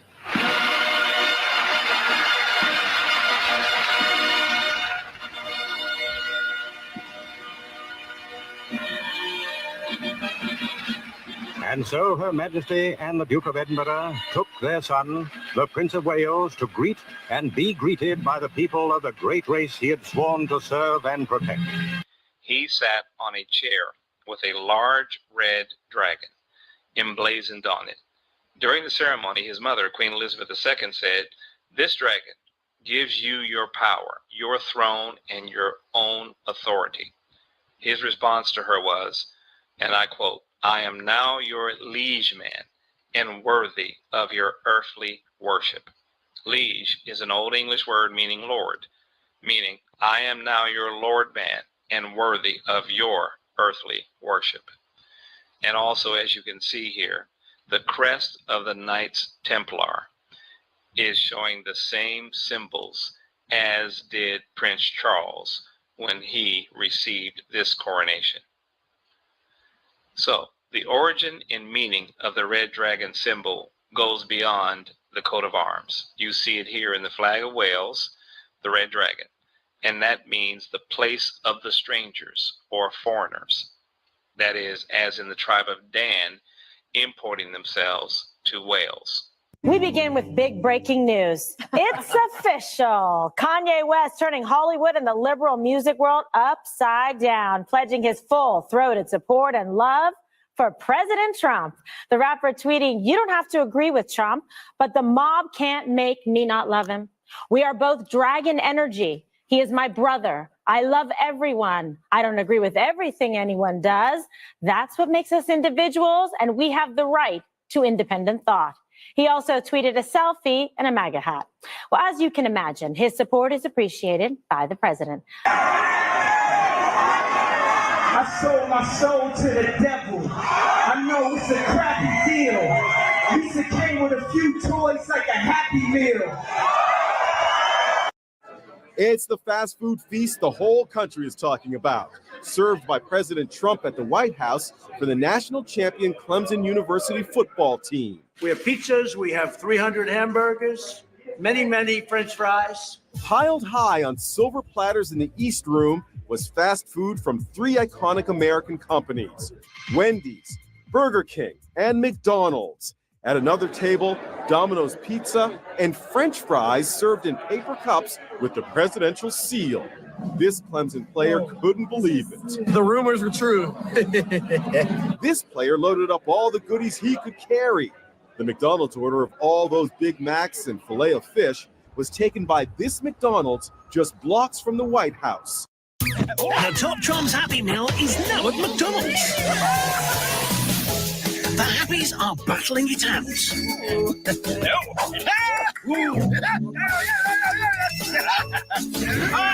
Lions come out on top. But the game isn't over yet. Oh, win this round. Learn about the different animals with the Top Trumps Happy Meal at McDonald's. Some fun, some food. It's all inside this Happy Meal. Buddy Toothless, let's go!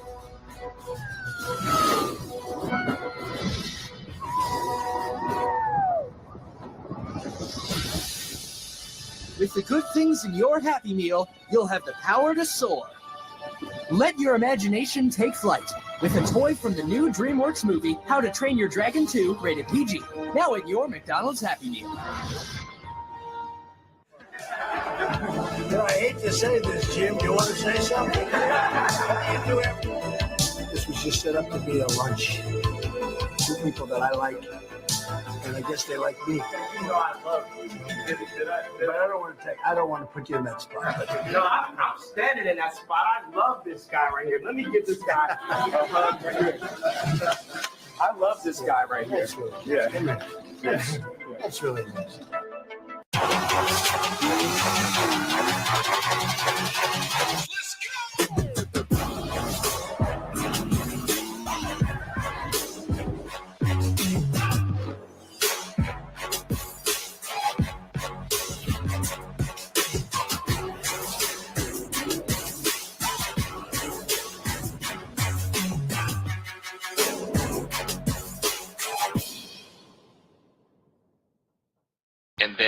see it on the airplane of Wales, the same red dragon. And then we see it in the 1953 Royal Badge of Wales. And notice that there is a circle around the dragon that gives the letters Y, Drag, Gach, Deidre, Situin. And it means the red dragon should go forward. This is the unofficial Welsh national motto. Sometimes it is described as the red dragon will rise again, or the red dragon will lead the way. And I believe this is all symbolic of what is to come in the time of tribulation with the Antichrist. Into the computer and their motion is not there.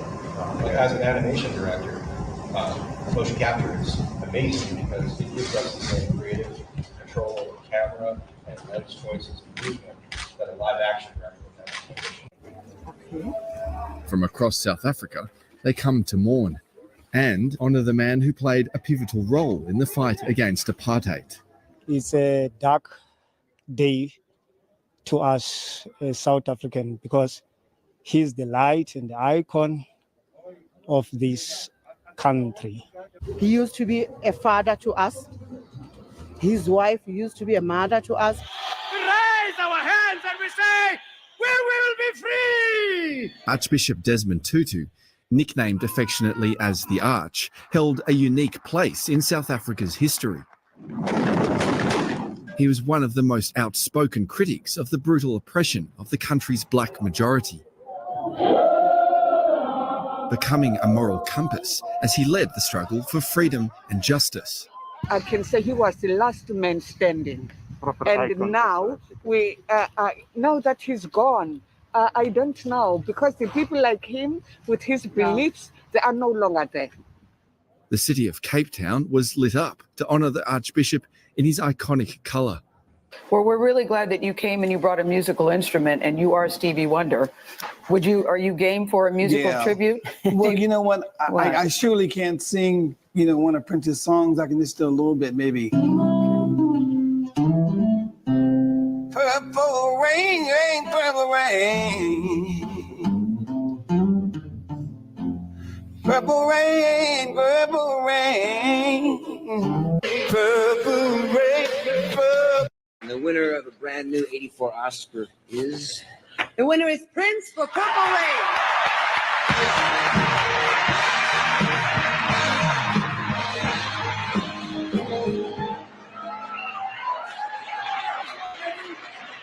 Thank you very much. This is Lisa, and this is Wendy. Hold it. This is very unbelievable. I could have never imagined this in my wildest dreams, and I would like to thank the Academy, Mr. Albert Magnoli, my manager Stephen, Bob, Joe, Bobby, Mark, and Matt, who couldn't be with us today, and most of all, God. Thank you very much. Thank you.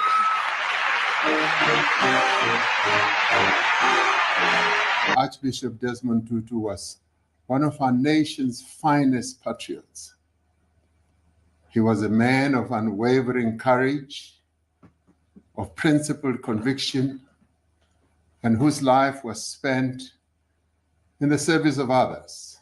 Tributes have been pouring in from around the world, including from the Pope and the Queen. I remember with fondness my meetings with him and his great warmth and humour, she said. Former US President Barack Obama calling him his mentor. He never lost his impish sense of humour and willingness to find humanity in his adversaries. And Michelle and I will miss him dearly. Remembered for the joy and compassion that he brought to South Africa's long fight for freedom.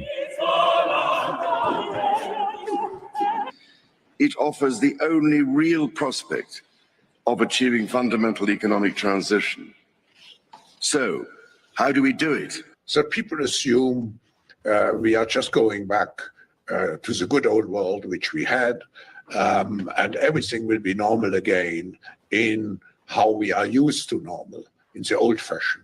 This is, let's say, fiction. It will not It will not happen. Establishment has a lot of, they will stop at nothing to complete their toolkit of control. Right?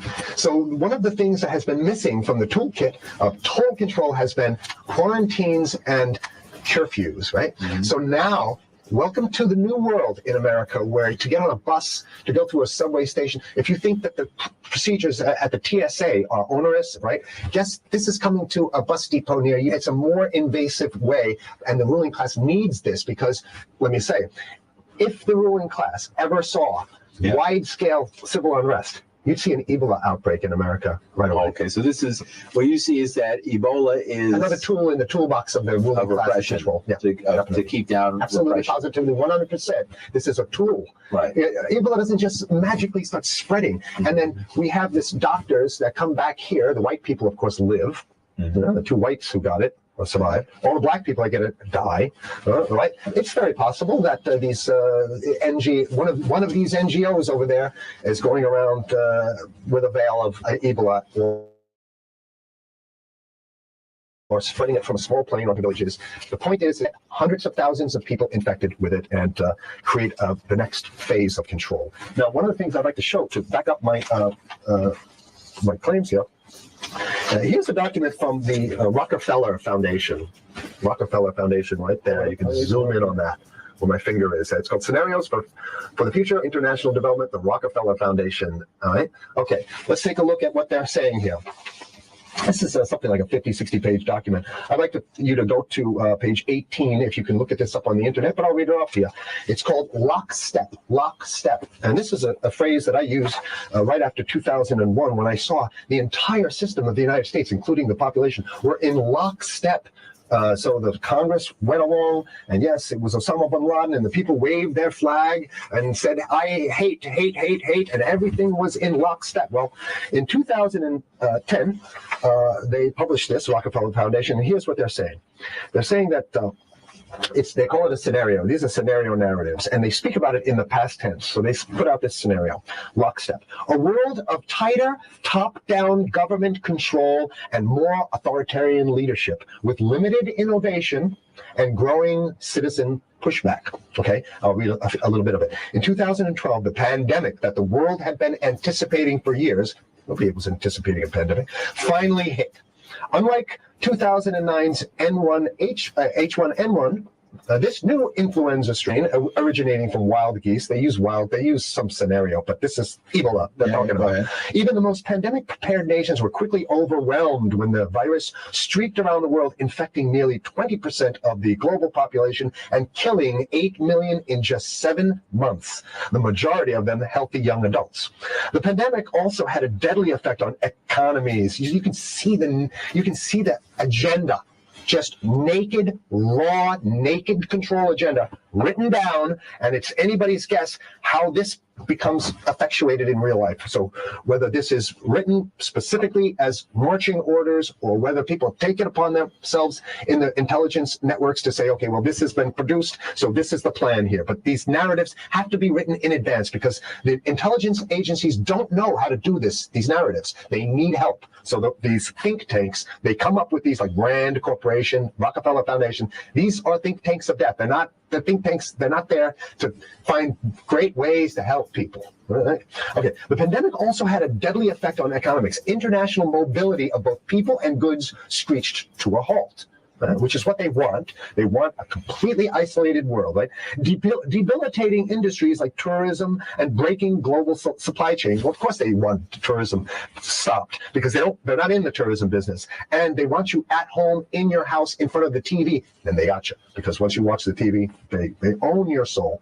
Even locally. Wait a second, we're on television. I mean commercial television, let's say, national. Yeah. Even locally, normally bustling shops and offices sat empty for months. Okay, so I love how they talk about it in the past tense in 2010. The pandemic blanketed the planet, though disproportionate numbers in Africa died. Southeast Asia and Central America, where the virus spread like wildfire. It sounds like the opening monologue of a disaster movie, right? Exactly. Now listen to, here's the good stuff now. But even in developed countries, containment was a challenge. Now here's this one. I love this one. The United States' initial policy of strongly discouraging, in quotation marks, strongly discouraging citizens from flying proved deadly in its leniency. So they're saying, that no, keep going. Read it. Proved deadly in its leniency. So they should have been tougher, right?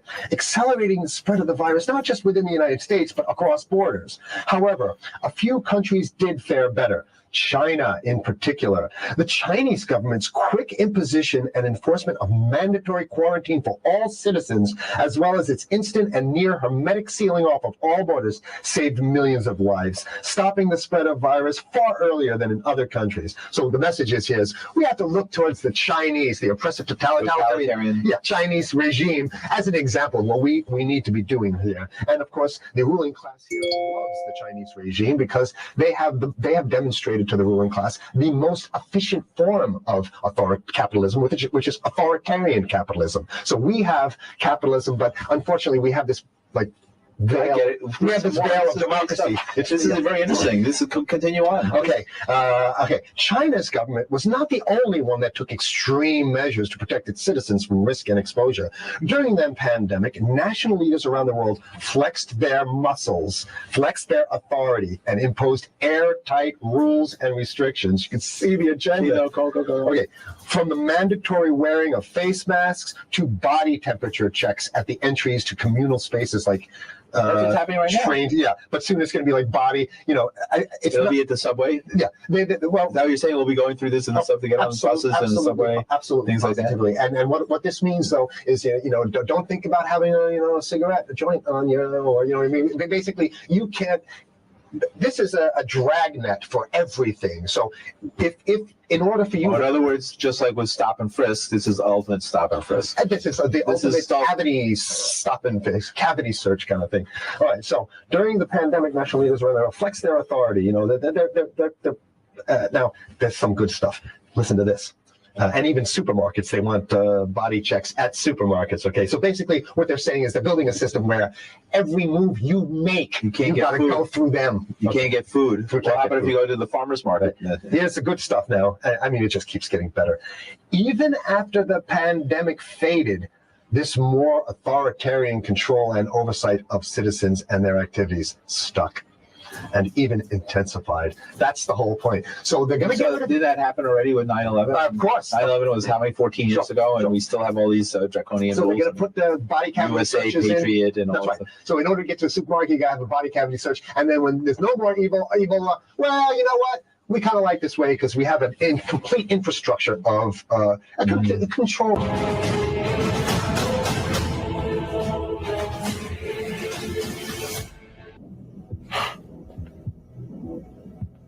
You'd have me play Judas to bring down a false messiah, yes. And in return, power. And connections that would ensure the brightest of futures for you and Miss Murray. Join us, Mr. Harker. Help us to win this holy war once and for all. Tell me, is this God's reward for the devoted and the foolish? You are no fool, Gabriel. I am no longer Gabriel, woman. I am the dragon, Dracul. I am the Prince of Darkness. I am and will be forever a thorn in his side. That is my vengeance. In the Department of Defense, honorary awards are given to soldiers, sailors, airmen, Marines, and DoD civilians who perform in an outstanding manner and exhibit traits and qualities such as selfless service and dedication to the mission that enable the joint force to complete their mission and objectives in all environments. Each military branch has its own prestigious awards and time-honored traditions for recognizing excellence in service. The Chemical Corps Regimental Association recognizes Dragon soldiers and civilians who have demonstrated the highest standard of integrity and moral character, an outstanding degree of professional competence, and have contributed to the promotion of the Chemical Corps in numerous ways over the course of their career.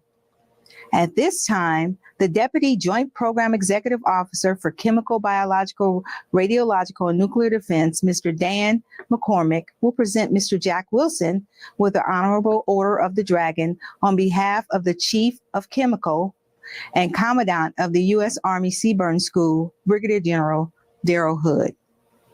To all Dragon soldiers, greetings. Know ye that there appeared before the Chief of the Chemical a likely candidate for the Honorable Order of the Dragon. Be it known by all chemical soldiers that Jack Wilson has been accepted into the Order of the Dragon and is due all rights and privileges from this day forth. Be it further known that the Chief of the Chemical Corps confers upon this individual the Medal of the Order.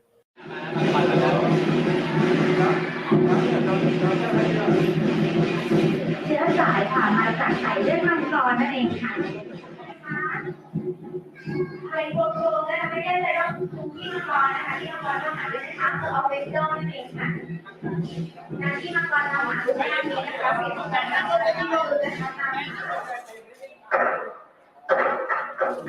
และในปีมังกรนี้นะคะเราก็หวังว่าจะเป็นปีที่ยิ่งใหญ่นะคะของทุกคนแล้วก็ทำไปอย่างครบถ้วนทุกเพศนะคะขอให้เราทุกท่านนะคะที่เราเกิดในปีมังกรนั้นเราก็หวังเราไปยืนเนาะไปยืนมาภาษาไทยเดี๋ยวรอพี่ก็เราไปนะคะเดี๋ยวเขาช่วยเพิ่มอะไรตรงนี้มีอะไรบ้างตรงนี้เดี๋ยวหมดแล้วใช่ไหมเดี๋ยวหมดที่เอาแบบ The tree of life also in the midst of the garden, and the tree of knowledge of good and evil. There are bloodlines that the Luciferian elite want to protect, and there are bloodlines that they want to destroy. The divine rights role has been passed down through millennia, a seed line that winds its way to the modern monarchs, royal families, prime ministers, popes, and presidents. And the first came out red, all over like an hairy garment. They called his name Esau. The vast majority of these people, the descendants, the bloodline descendants of these beings, rule the world today, are not only related, the enmity between the seed lines, but have Rh negative blood. Maintain humanity under 500 million. The high-tech companies of the modern world. Okay, but why have these monolithic corporations involve themselves purely in high science and technology, using symbols from the scriptures, symbols from the ancient world, like the forbidden fruit? Of every tree of the garden thou mayest freely eat, but of the tree of the knowledge of good and evil thou shalt not eat of it. The divine right to rule. Then Jesus said, he who has ears to hear, let him hear. Something about genetics that is connected to the forbidden fruit. There's some hidden knowledge. Michelangelo, like many of the artists, is showing here the androgynous serpent to be a liberating factor. Eve is in a recumbent or supine or submissive position. And the serpent and the tree is attempting to awaken Eve. Many have concluded that Freemasonry's own description of itself is the best. Albert Pike. A peculiar system of morality veiled in allegory. Adam Weishaupt. And illustrated by symbols. Today, we celebrate Freemasonry, its past, present, and future. Manly P. Hall. And the Lord God formed man of the dust of the ground, and breathed into his nostrils the breath of life, and man became a living soul. Native peoples were not the first to inhabit North America. So the last shall be first, and the first last. For many be called, but few chosen. Let us make man in our image, after our likeness. And Rh negative blood is one of the most unusual blood types. Then the Lord God said unto the woman, what is this that thou hast done? And the woman said, the serpent beguiled me, and I did eat. And the Lord God said unto the serpent, because thou hast done this, thou art cursed above all cattle, and above every beast of the field. Upon thy belly shalt thou go, and dust shalt thou eat all the days of thy life. And I will put enmity between thee and the woman, and between thy seed and her seed. It shall bruise thy head, and thou shalt bruise his heel. The demon was huge, and it came to me, and it was trying to have sex with me. And the divine right to rule. We therefore invite Mr. Seer, Master of the Apple Tree Tavern, to take the chair as our first Grand Master. And the divine right to rule. And the divine right to rule. And the divine right to rule. Napoleon, Alexander the Great, Donald Trump, we're all cut from the same cloth. Alexander the Great, his mother, she worshipped in a temple where they revered serpents. Who knew? You and Dick Cheney cousins? You know, listen, I don't think I'm going to the family reunion. I don't know how I'll be greeted. But no, you know, these folks have been doing all these genealogies on me, and right. You know, they've found all sorts of strange connections. This has got to be this. What did you make of that story? For those who don't know this, so Lynn Cheney, the vice president's wife, has been doing some genealogy connected to her latest book, and lo and behold, way back, 8 generations ago, you and Mr. Cheney apparently have some distant relative. And what did you make of that story when it came? You know, I actually knew about it because somebody had done some genealogy before, and they had sent it to me, this long sheet, and you know, had all these famous names, you know, Mark Twain and this and that and the other, and then Dick Cheney, and I took a pause. George Washington, Thomas Jefferson, William Howard Taft, and President Barack Obama. One young girl traced them all back to one common ancestor. They're all cousins and all grandsons of John Lackland. It's the first family tree of its kind, pouring through more than 500,000 names for months. 12-year-old Bridge Ann d'Avignon discovered that all the U.S. presidents, except Martin Van Buren, are related to the former King of England, John Lackland Plantagenet, signer of the Magna Carta in 1215. Together you shall spread light to future generations. She shall be called woman because she was taken out of man. They also represent 3 very important elements. They are wisdom, strength, and beauty. Because it was never forgotten by the sons of the serpent that when they went to Atlantis, the most responsive ones were the females, and they were more like the chosen one. And it is from this era of the ancient world in the pre-Diluvian age that we have the cult of the priestess. Marina Abramovich. We have the rise of the great matriarch. Helena Blavatsky. Alice Bailey. I bring it all together. I'm the beautiful one. I bring it all together beautifully. I want to thank you to all the male feminists that came today. You guys are so important. And it came to pass when men began to multiply on the face of the earth, and daughters were born unto them, that the sons of God saw the daughters of men that they were fair, and they took them wives of all which they showed. It means so much to us, and the respect that you have for women, because, you know, we made y'all motherfuckers. The 2018 American Music Awards opened with a performance from Taylor Swift.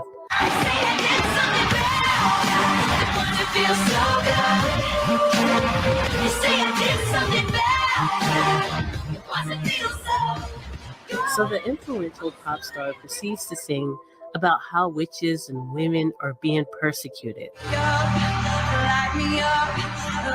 So light me up, light me up, light me up. Go ahead and light me up. This line where she sings light me up has a double meaning. The first meaning refers to a witch being burned at the stake, basically saying, I'm guilty as charged, so light me up.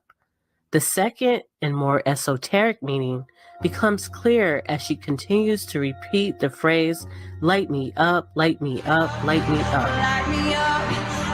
And then this giant serpent with glowing eyes emerges from the stage. Now she is making a reference to Eve and the forbidden fruit. After all, the knowledge of good and evil is described as light by Luciferians and Illuminists.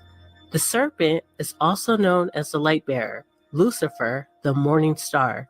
Again, this is the externalization of the hierarchy, a satanic invocation where the covens of the cobra and the brotherhoods of the serpent gather to publicly celebrate rebellion against our Creator and our subsequent fall from grace. As you can see, What used to be done in the shadows of the windowless stone lodge is now being done in front of the masses for all to see.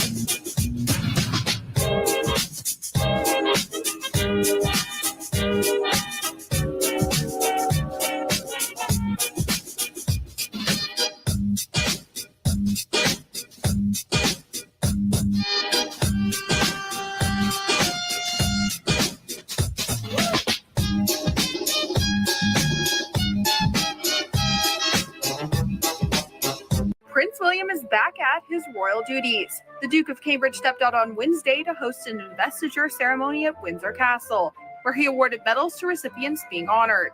Among those being honored was Sir Clive Lloyd, who was awarded a knighthood for his services to cricket, according to the palace.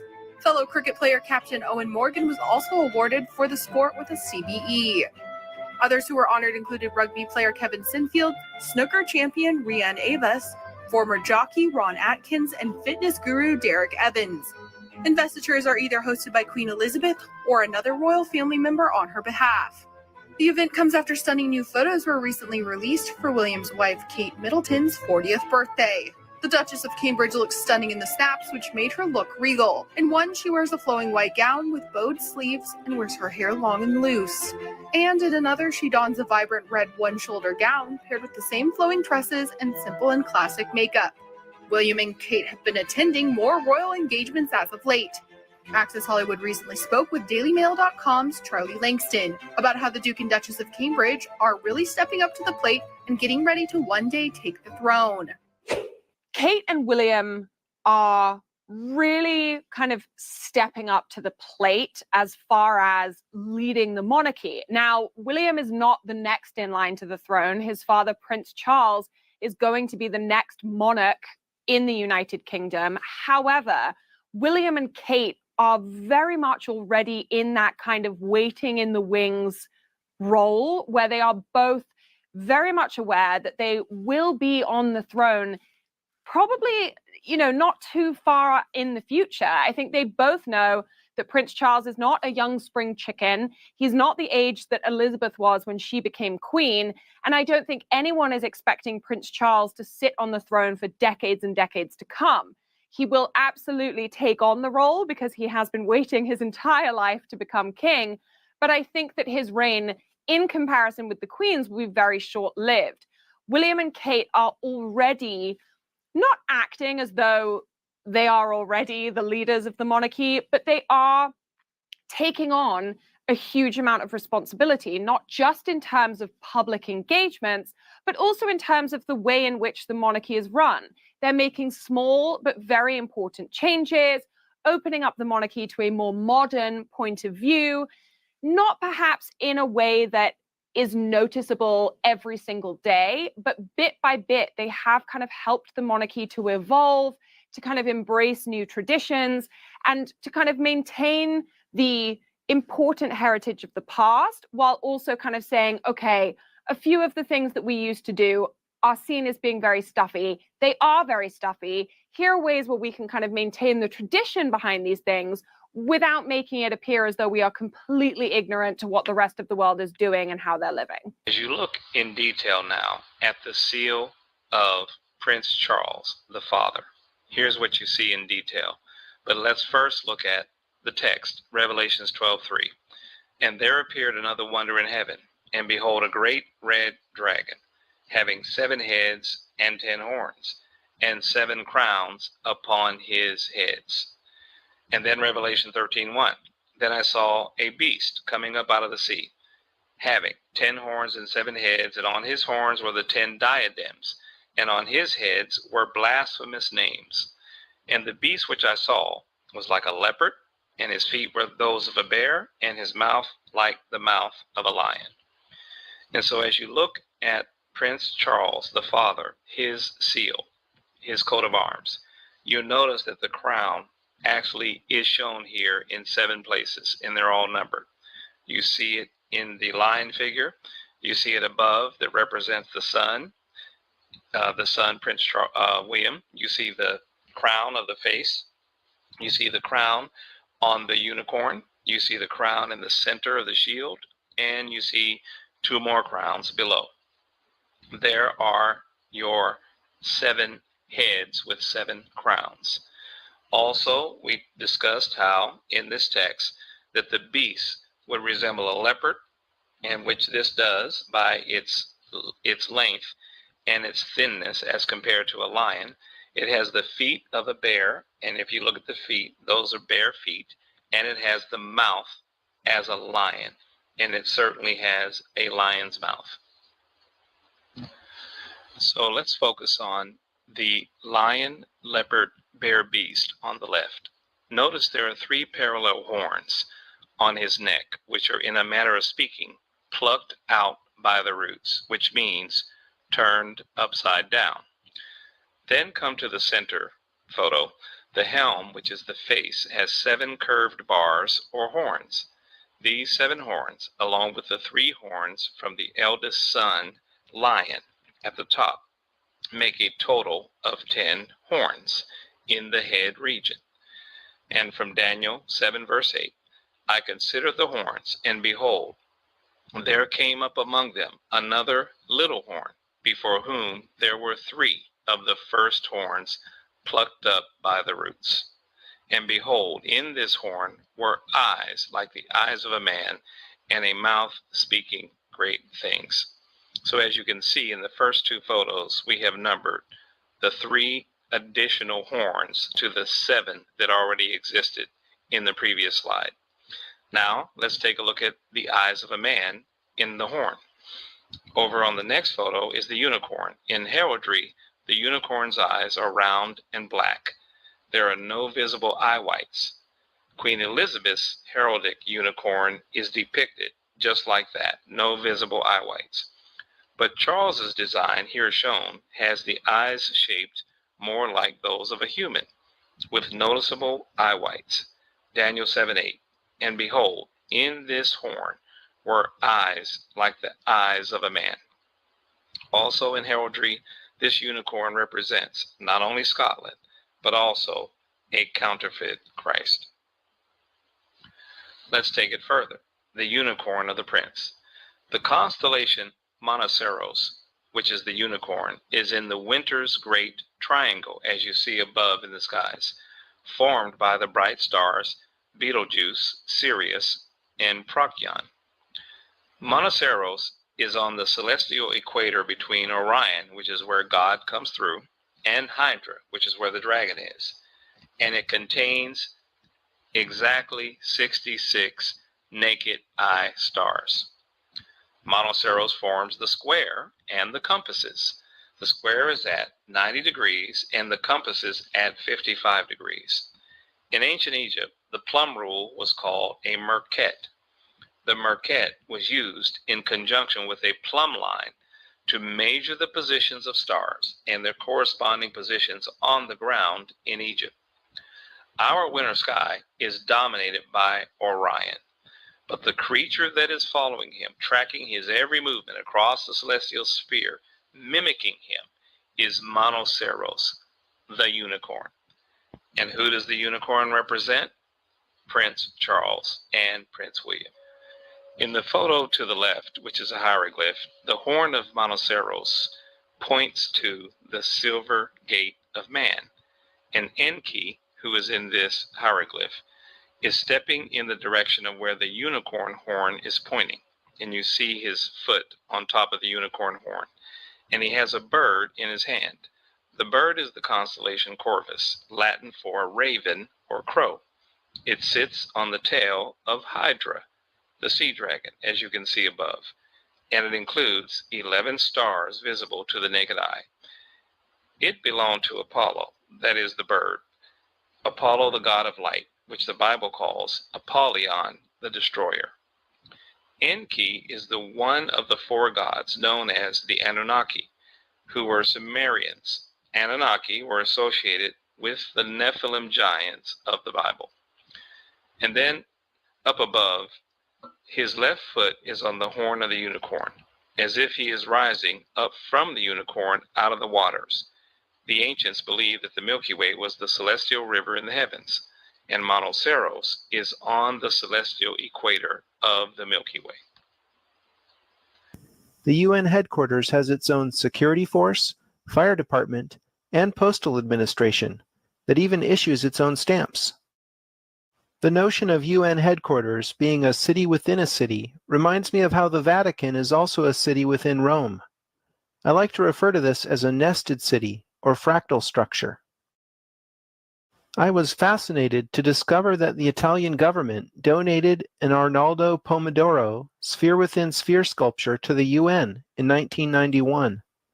The golden ball beautifully represents the concept of a city within a city. The internal structures seem to me like buildings and streets on the inner surfaces of the spheres. I'm intrigued because I've seen 3 other similar sculptures in locations significant to my research. Pomodoro made a series of 6 spheres within spheres scattered around the world. Significant sphere-within-sphere locations are the Hirshhorn Museum and Sculpture Garden in D.C., very close to the Capitol building, the De Young Museum in San Francisco, and in the Vatican's courtyard of the United Belvedere. Nations headquarters, which was built in 1945 and financed largely by John D. Rockefeller. Inside UN headquarters is an ominous meditation room. The custodian of the meditation room is Lucis Trust Company. At one time, the Lucis Trust was located at 666 United Nations Plaza and was formerly named Lucifer Publishing Company. The Rockefeller-funded UN meditation room is 33 feet long and 18 feet wide. 18 feet is 6 plus 6 plus 6. The small, dimly lit, windowless room was built in the shape of a pyramid that is laying on its side. At the center of the room is a 4-foot-high, black, casket-shaped stone slab which weighs 6.5 tons and is extremely magnetic and rests on a concrete pillar. The pillar descends beneath the floor into the bedrock and taps into the Earth's hyperdimensional energies to induce a state of altered consciousness. Not far from the meditation room is the United Nations Security Council chamber. This is the emergency room of the UN, where the world leaders meet when there is a threat to peace. They decide the fate of nations. Even though Israel has over 200 uninspected nuclear weapons and has violated dozens of resolutions, no sanctions are ever imposed because of the United States' veto powers. Notice the giant mural that towers over the Security Council room. The central focus of the UN mural is the phoenix bird that has risen. The phoenix bird is a symbol of Lucifer. Egyptians believed that the phoenix symbolized a god who rose to heaven in the form of a morning star like Lucifer after his fire immolation of death and rebirth. Notice that the phoenix bird is not standing above his own ashes. He is standing above his old skin. Like a snake, he has shed his old skin and is revealing himself as God at the center of the mural. At the top left, there is a church steeple without a cross. The missing cross symbolizes the death of Christianity. Below, a woman receives the rays of the sun god, while the man in front of her plays Pan's flute. To their right are 2 pyramid symbols and people joined together by a long blue serpent-like cloth. Below the risen phoenix, a sword is driven through a dragon beast. This represents the killing of old beliefs and religions that depicted Lucifer as a beast. The New World religion worships him as beautiful. Behind the phoenix, the ghostly figures of the walking dead are stepping into a void. They symbolize depopulation.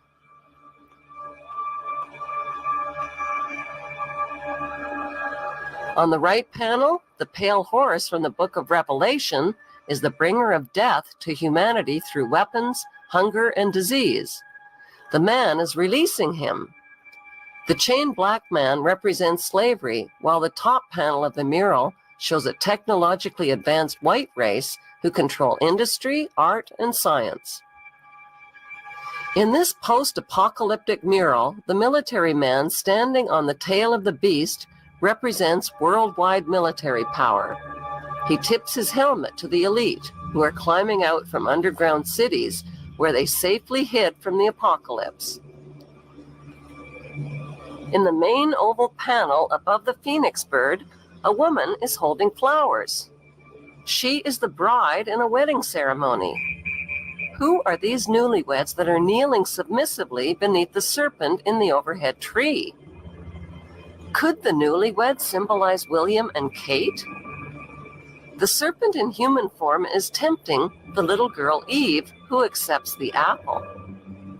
On the right side of the top panel, a reptilian green creature with scaly skin is dancing with a naked woman while musicians entertain him. The general message of the UN's Phoenix Rising mural is that humanity is stepping into a new Luciferic reality. Beneath this disturbingly prophetic mural, world leaders make global decisions that affect the lives of nearly 7 billion people.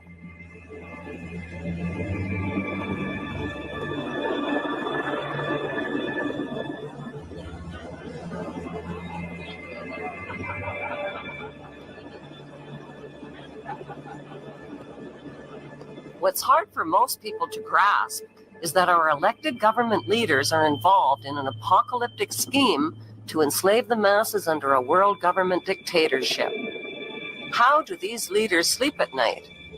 How do they live with themselves?